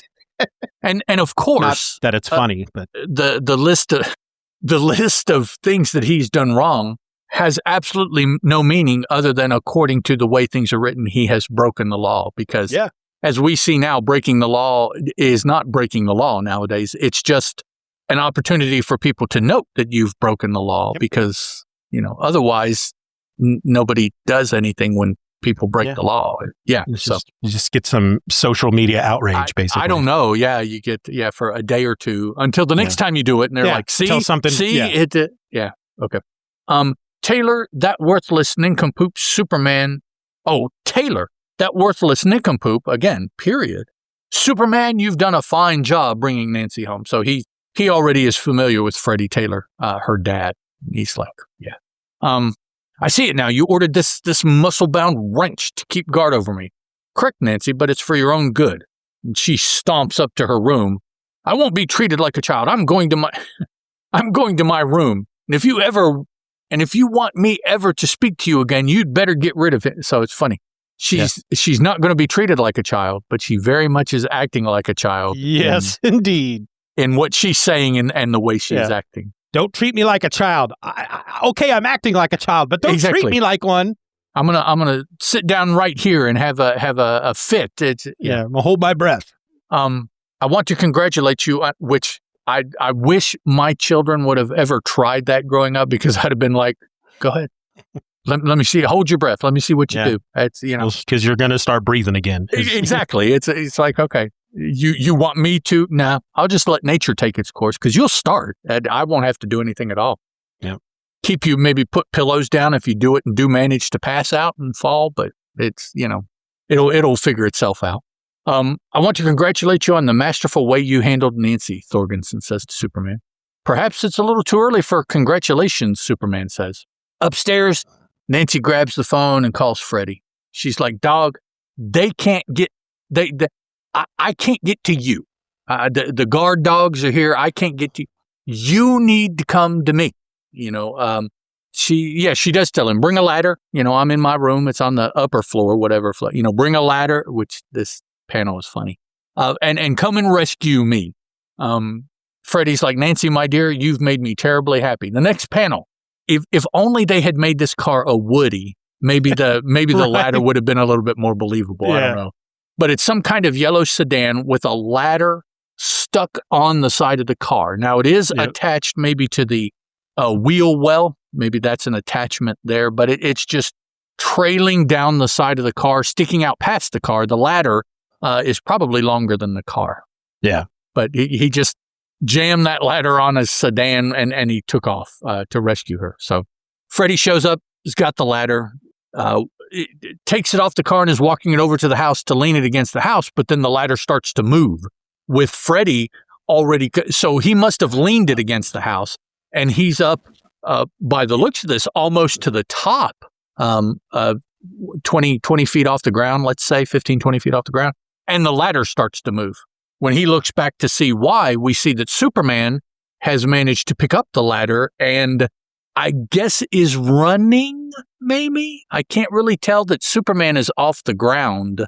And it just says that he travels a great distance. So rather than getting into this flying, jumping fight, I'll just say that he ran with the ladder. He just lifted the ladder up and ran with it out somewhere and put it up against a tree. And he's like, here, climb up there. In a nearby town, hours away. Freddie says, Freddie? Yeah. But it'll take me hours to get back to Metropolis. So Superman wind burned the dude to out wherever. And did you notice that Freddie changed his jacket? He's wearing some kind of, on the previous page when he's on the phone, he's wearing some kind of purple. Plaid, and then now he's wearing a white one. So I guess the jacket, that's a house jacket. Jacket, a smoking jacket there that he's in when he answers the phone. And then he has to get dressed. So he puts on the white, god-awful whatever white jacket. kind of jacket. Yeah. And that just proves how much of a nincompoop he is. The white jacket, brown pants. Soup goes back, goes through Nancy's window, however he gets up there, because she's expecting Freddy to come through the window. And so Superman surprises her by him coming through the window. And we see a thing here in her speech bubble that we haven't seen too much, but we've seen on and off much more so earlier in the comics than we see now. But she both speaks and thinks in the same bubble, with the thinking broken by brackets, parentheses, right? The thinking. Yep. Yeah. So he jumps in and she's like, okay, so I'm going to have to, basically she decides that she's going to have to handle Superman a different way than what she has so far. She's going to turn on the female charm. Mm-hmm. And so that's much text here. That's what she tries, only to find out that it's not going to work, to the extent that she gets frustrated enough and slaps him, open hands him across the face. Bill from Long Island says, LOL, how is this a situation requiring Superman? WTF? Bill, you are exactly right, man. Yeah. That's, Steven and I started before we even got into the story with that thought in mind. Yep. And even going through it again, however many times we've gone through it, nothing about that question has changed. It is still, why in the world, as writers, why are you writing Superman in this Did one of the main authors have a recent issue with his children?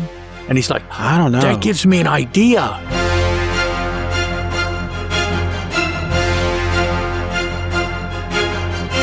The Superman Super Show will return after these messages. Have you ever been reading through a stack of comics and thought, maybe I should see what that Arkham Asylum game is all about?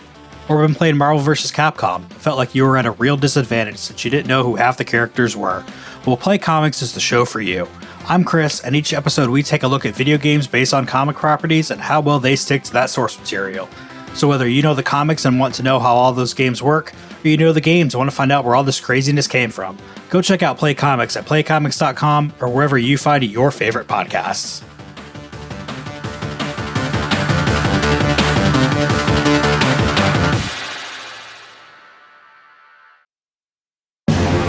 Come explore the Hyborian Age and tread the jeweled thrones of Earth with me, Stephen Orr, and the Hither Came Conan podcast. Together we'll look at Conan the Barbarian, the Marvel Comics series that began in 1970, one issue at a time, along with any other Conan comics I can get my hands on. Subscribe to Hither Came Conan now on Apple Podcasts, Spotify, Amazon Music, or wherever you get your podcasts.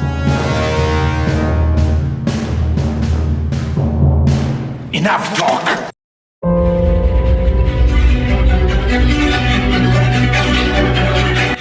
An heroic legacy beginning in 1941 that spans time, space, and the whole of the multiverse. Journey along with the Knights of the Stars. Ted, David, and Jack. They, along with Will Payton, Michael Thomas, Prince Gavin, Tom Kalor, and Courtney Whitmore. They take the mantle of Starman and continue his legacy. I invite you to listen as I journey through these adventures of all these heroes and the rest of the Starman family here on Opal City Confidential, a Starman podcast, coming February 2023.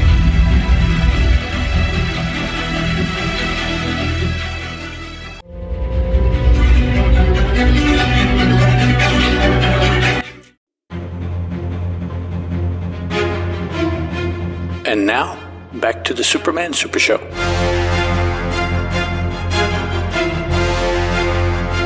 We did have the story with the rich guy whose son was a gambler and a drunk, and he wanted Superman's help with that guy. Right. But that guy, I think his life was being threatened by gangsters or something, and that's ultimately what that story was about. It was less about him putting the guy back on the straight and narrow like they're trying to do with.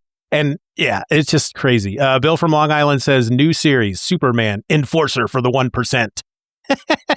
Now, you say that, And instantly what comes to mind is how much more horrible the world would be if Superman right now was working for our president. Yeah. He was working for Ronald Reagan in Dark Knight Returns. He qualifies as the 1%. So if Superman was running around doing all these things that Trump wants done or says that he wants done, man, what would our world be like? Right. Ooh. You could not get away with anything. Any of these people that are like, oh, fuck Trump. Superman would hear that. He'd be right there at their door. He would really hear that. He'd see my thing here on the screen and go, oh yeah? What did you write there, Steven? Can we eyes. talk a minute? It's just like, yeah. Now, okay, Bill, if you've not read this story, you're in for a ride, okay? So, the misbehaving daughter of a billionaire. The billionaire recruits Superman to put her on the straight and narrow. Okay, she won't. Homelander. Yeah, that's exactly what that is. I've never read The Boys, and I haven't watched the show. I am a bigger fan of that actor's previous television series. I liked him in that, where he assumed the identity of a sheriff that he. I think you were telling me that a few months back. He ended up having to kill. When he first met him in a bar, and he just took over because he was coming into town to assume this sheriff's position. The dude needed a job, and here he had just, though inadvertently, killed the sheriff. He's like, I shot the sheriff. I'll just be the sheriff. I'll just assume his identity. He got his ID and everything like that, and he just assumed being the sheriff of the town. Now, he was on the run, and good TV. Very, very violent. Good TV. So, can't set the daughter on the straight and narrow. So what do? Okay, we've seen Superman try something.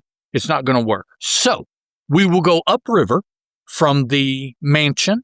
We will have a dam break, and we will write about a giant flood that occurs. Okay, so now the flood dislodges the mansion that everybody's in, right? So now Superman has to, first of all, he has to save his immediate situation, which is the mansion. But now we have a massive flood. So you presume that that's what Superman is going to do in the story, is help people impacted by this flood that started out with a daughter that just wouldn't listen to her dad and was spending all her money, was basically the root of what's going on.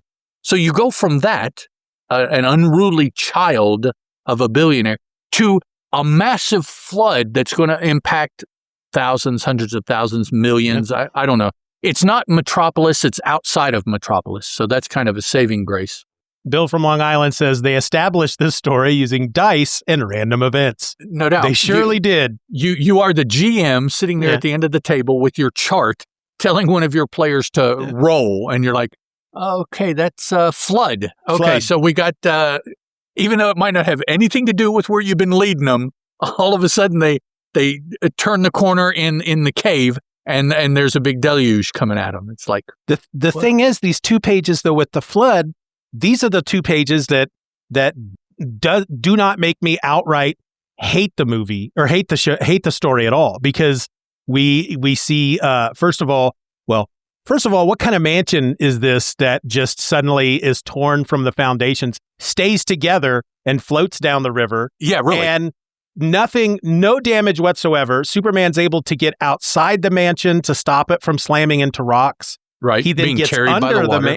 Then he gets under the mansion, lifts it up out of the water, swims back up the river, holding the mansion, puts it back on its foundations. Done.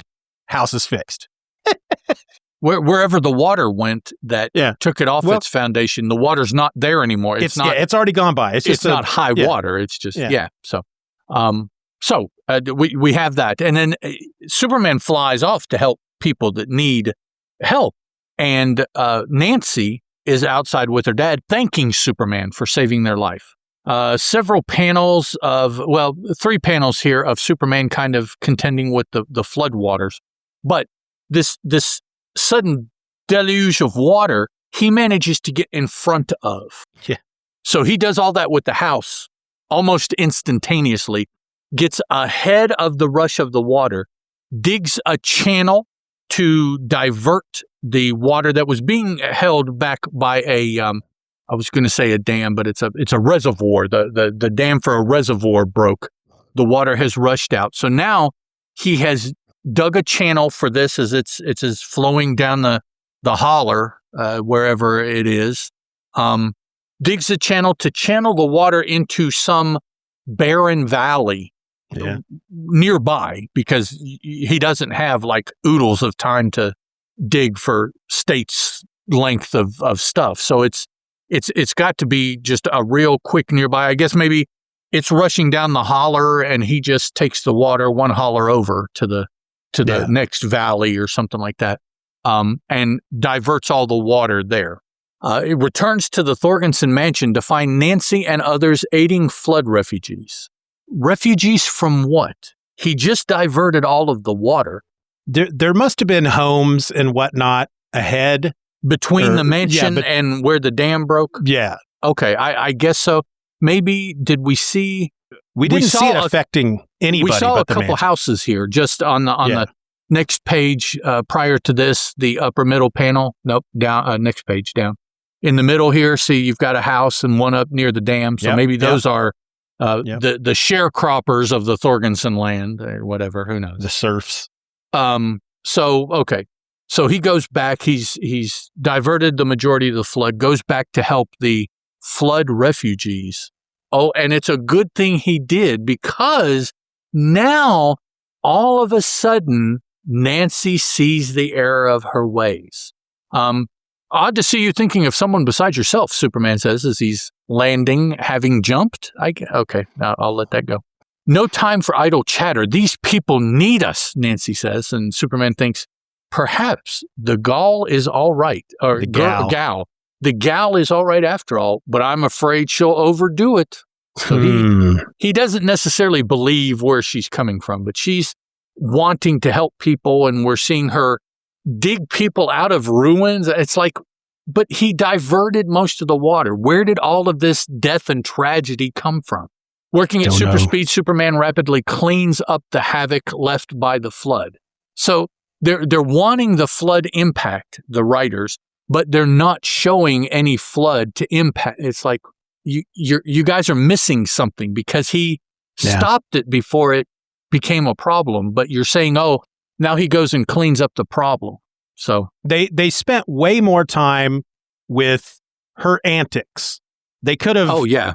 They could have narrowed that down a bit and given more space to the destruction of the flood. Taking her to see what this has done, and then she can help people. And because I guess the whole point of the flood is to suddenly make her a better person. But because it happens so fast and they don't devote much time to it, it's literally just, I'm selfish kid who's going to stomp up into my room and I'm going to slap Superman across the face and they kidnap me and blah, blah, blah, to just suddenly, we have to help these people and I'm going to work so hard that I'm going to pass out from exhaustion. Right. Yeah. That's where we get to. She's helping him. She passes out. He takes her to the doctor. Then Clark shows up, asks about the daughter. I don't know how he would know even that she's in the hospital, but he does. Very ill, but the doctor assures me she'll recover because she was brought here in time, Thorgenson says. Then we have Lois and Clark, again, not exactly like they have done in the past, but again, arguing about the story and who submitted it and how, which rather than the ha ha ha beat you this time kind of ending, it's a, well, how did you even get the story? Because you weren't there. What did he do? He disappeared in the park. Yeah. When they went to find the car, and that was it for Clark, this whole story until just now. So, yeah. I have a way with billionaires, he says. Then goes back to, I guess later. Clark is going to the Thorgenson mansion. He's asking for an interview. My editor would like a statement regarding the huge sum you've just donated to charity, Mr. Thorgenson. And we never learn what charity it is. No, just Thorgenson's favorite charity was the only designation. Yeah. I was glad to give it. Thanks to Superman, my daughter now devotes herself to important social work, aiding unfortunates. Sounds a bit haughty to me, but okay. I don't know how Superman really had any influence over that. I mean, he saved them from the flood. That's it. He didn't. He was the example, I guess. Girl experienced work for the first time and felt weak. Well, yeah. There is that definitely. Bill from Long Island. Girl experienced work for the first time and felt weak. Oh, she had the vapors. The vapors, yeah. So Nancy tells us, I've learned that there are more important things in life than nightclubs and selfish living. So here's the thing. I understand the idea that a near-death experience can change your outlook on life. I've wasted my whole life up until this point, and now I've got to do good for others. I mean, in a movie, TV show, story kind of way. You see that stuff all the time. Yeah, that's a pretty standard. Yeah. That's what I'm getting from this, is that she could have died in the flood.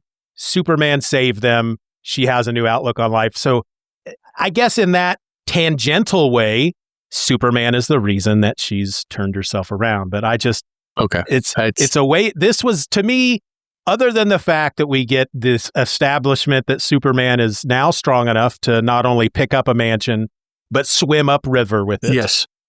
He's fast enough and powerful enough to dig a mile-long trench using only his hands in but moments. Otherwise, and I really like the art. Otherwise, this was kind of a waste of paper. Well, if this is where initially the writer wanted to end, right here, why did he take the journey that he did to get here? Now, he was mid-journey and decided, oh, yeah, shit, I need to end this somehow, and decided to end it here. Okay. But it's like, if this was the beginning of your journey, this was your idea, well, we need to have the girl, the child, whatever, this way. Okay, now how do we get that? Then this story makes no sense. It's like, but after writing about how evil, right, how selfish she was, okay, now we need a lesson. What's the lesson? And in less than half of the story, this is where you end up. Yeah. It's like, wow, that's... It's not that the idea of her learning a lesson and turning things around, there's nothing wrong with that. Yeah. But with only 13 pages to get you to believe that she would make that kind of change, they spent a lot of time on stuff they shouldn't have. And it's like you said, did he get to that point and go, oh shit, I got to get to the ending of this? We say that all the time because it really feels like most of these stories, they get the whole the first three quarters, and then they realize, shit, I've only got 2 pages left. I got to wrap this up. Yeah. And rather than starting with the ending, it seems so frequently they start with where the story starts and then realize at some point that story has to end and we need to wrap this up. You almost see after he's written 75%, somebody's standing over in the corner going, where is it? Like this. You gotta, wrap it up. Wrap it up. And then it's like the band starts playing the walk-off music. Yeah, right. The screen is starting to dim and you're like, oh, shit. And so he's going, okay, and I want to thank my mom and my dad, before they cut his mic off. Whereas I think, I have certainly read other stories where this is where I want to be. And that's where they start putting together the story. I want to get here. Right. And so they think, well, how can I believably get there? Can I start here? Can I start there? Because the ending they know, and they just have to get to the ending.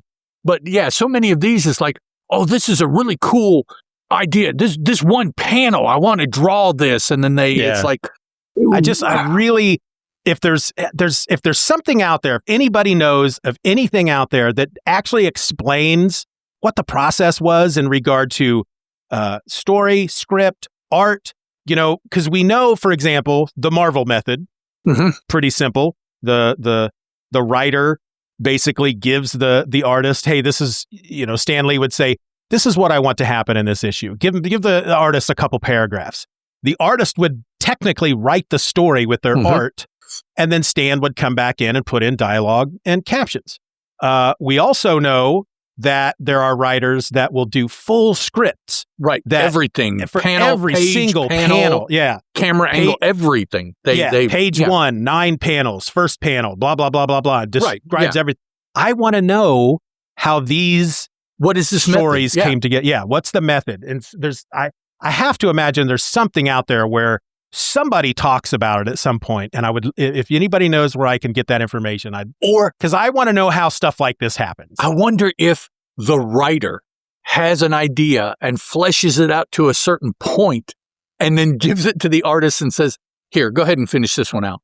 Yeah. and what we see, who, a lot of times the artists are not writers per se, not at this time. Yeah. So they're like, oh shit, I've got some freedom, but I only have 3 pages to finish this story. And but it just, they're always, not always, but here lately, there seems to be a first part of the story and then a second part of the story, and they don't necessarily mesh up, or not even a second part. It's the ending of a story. It's a portion of a story and the ending of a story, and they have to make the two mesh somehow. And it's like that didn't work too well. Yeah, there's been a lot of these stories lately that the first 75 to 80%, it's like they're trying to flesh stuff out.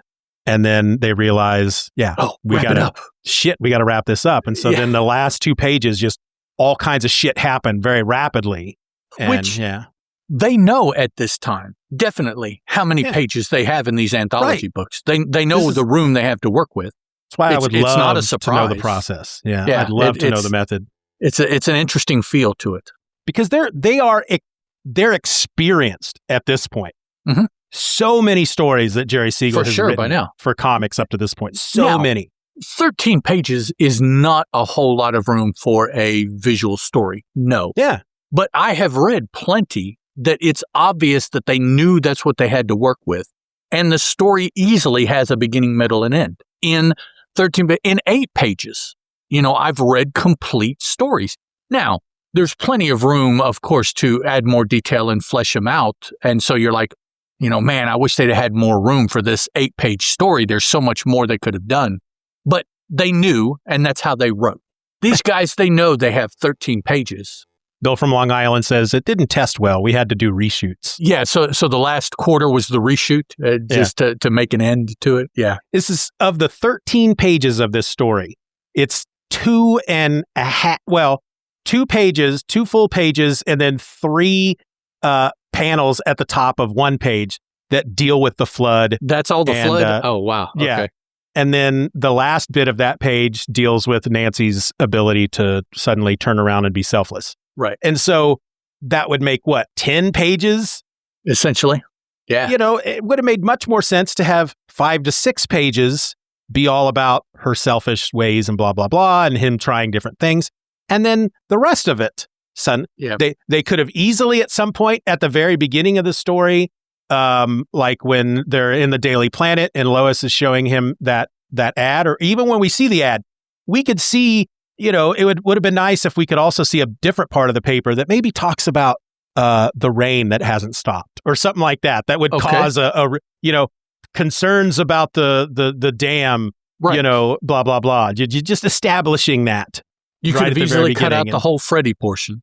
Hell yeah. That was, you already knew the kind of person she was. You didn't need Freddie to reinforce that. That was not, Yeah, there's several different changes that you could have made that would have given you more room, a couple more choices that would have fleshed some things out. And, Which, that's why I feel like their process leans more toward maybe the Marvel method, even though that wasn't a thing at the time, simply because if you get to a point in the story, if you're scripting it out and you realize, wait a minute, I spent way too much with this crap at the beginning, and I don't have enough time to establish the really the goal of the story, they go back and do a little bit of rewriting. But exactly, once you have the art, once you have the art, then you're asking somebody to redo all that crap, and they had deadlines and stuff. But I think all in all, if I look back at all the Superman stories we've read so far, I'd put them in 3 categories. There's my favorites, the ones in the middle that are enjoyable, and then the ones at the bottom that weren't great. So this is in that 3rd category that so it's somewhere in the lower echelon of Superman story. And also, this story finishes up the 3rd volume of Superman in the Golden Age that we've been using as our source material. Yeah. Okay. Cool.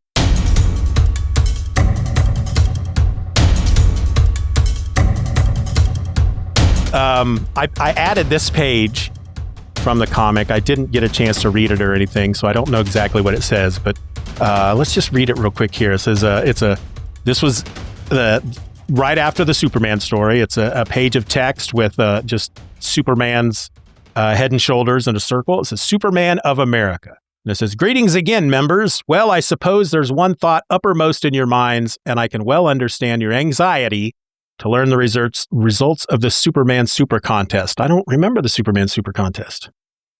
But then we don't necessarily go into the letters, pages, and stuff like that, which is where this would have been. So, I mean. Yeah, it's only been within the last few months that I've started actually getting the scans.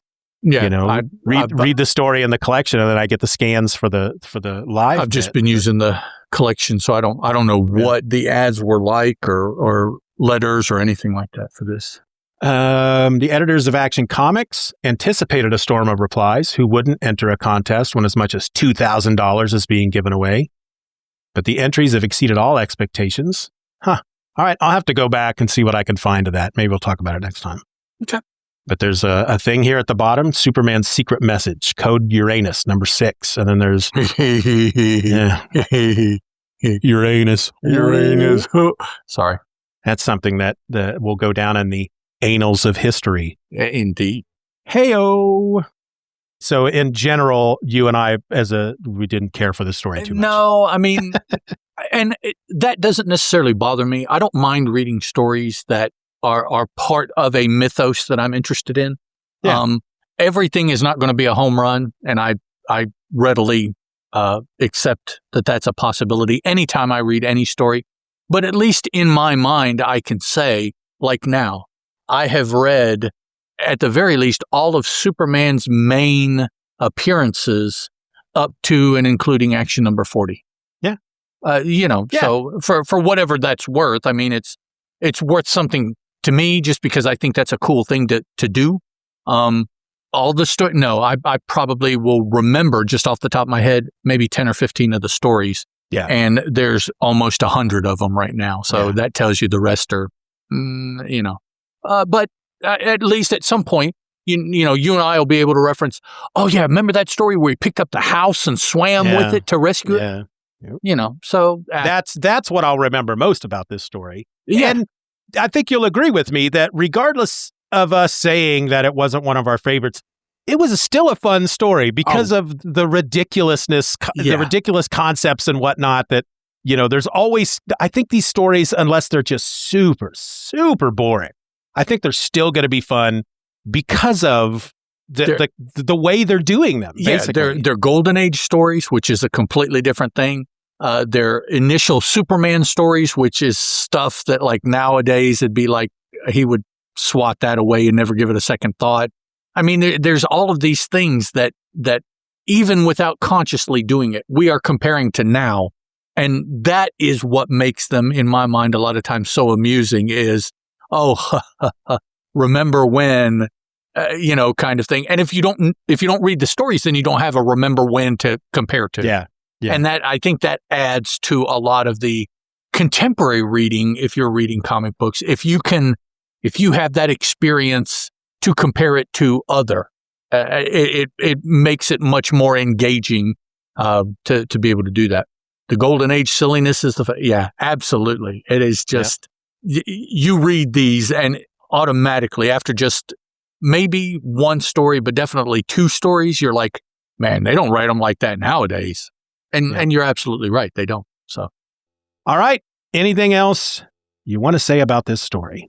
No, I don't think so.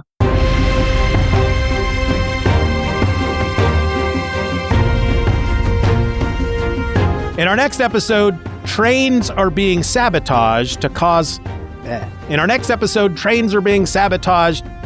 them to crash. And Superman leaps into action to try and track down the saboteurs. The saboteurs. That's coming up at episode 97 when Ed and I take a look at The Case of the Death Express, the Superman tale that appeared in World's Finest Comics number 3, published by DC Comics in August of 1941. So until next time, folks, I'm Steven and that's Ed. And this was the Superman Super Show. Thanks for listening. Ciao.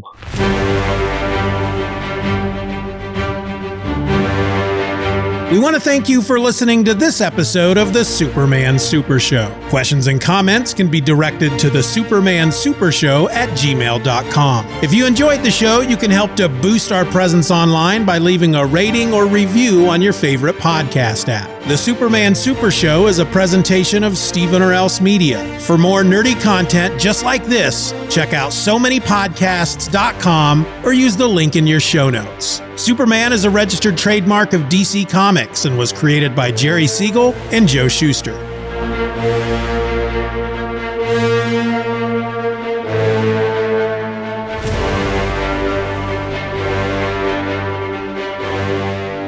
Superman is a copyrighted feature appearing in Action Comics magazine. Superman's bad.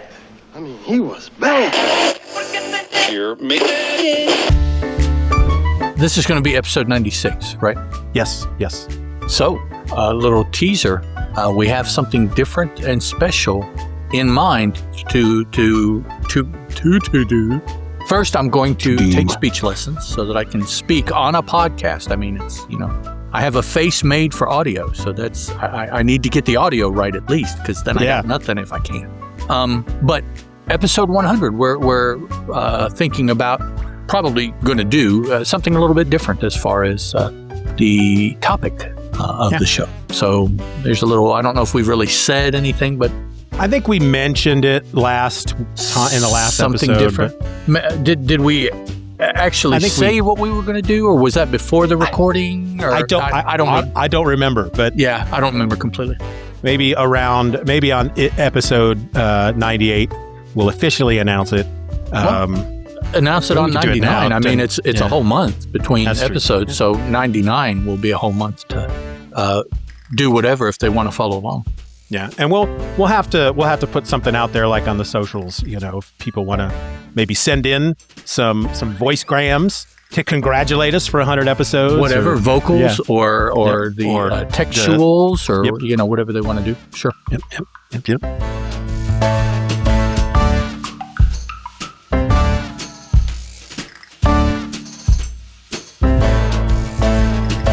And hey, speaking of Golden Age Superman, did you see the post I put up on Blue Sky yesterday with the images of the two Superman Funko Pops I ran into out in the wild? I didn't see that. Let me see if I can share it here real quick. Oh, how did I miss something on Blue Sky? I'm always on Blue Sky. Let's see. Oh, okay, so I stopped that. Let me share my screen here. Window.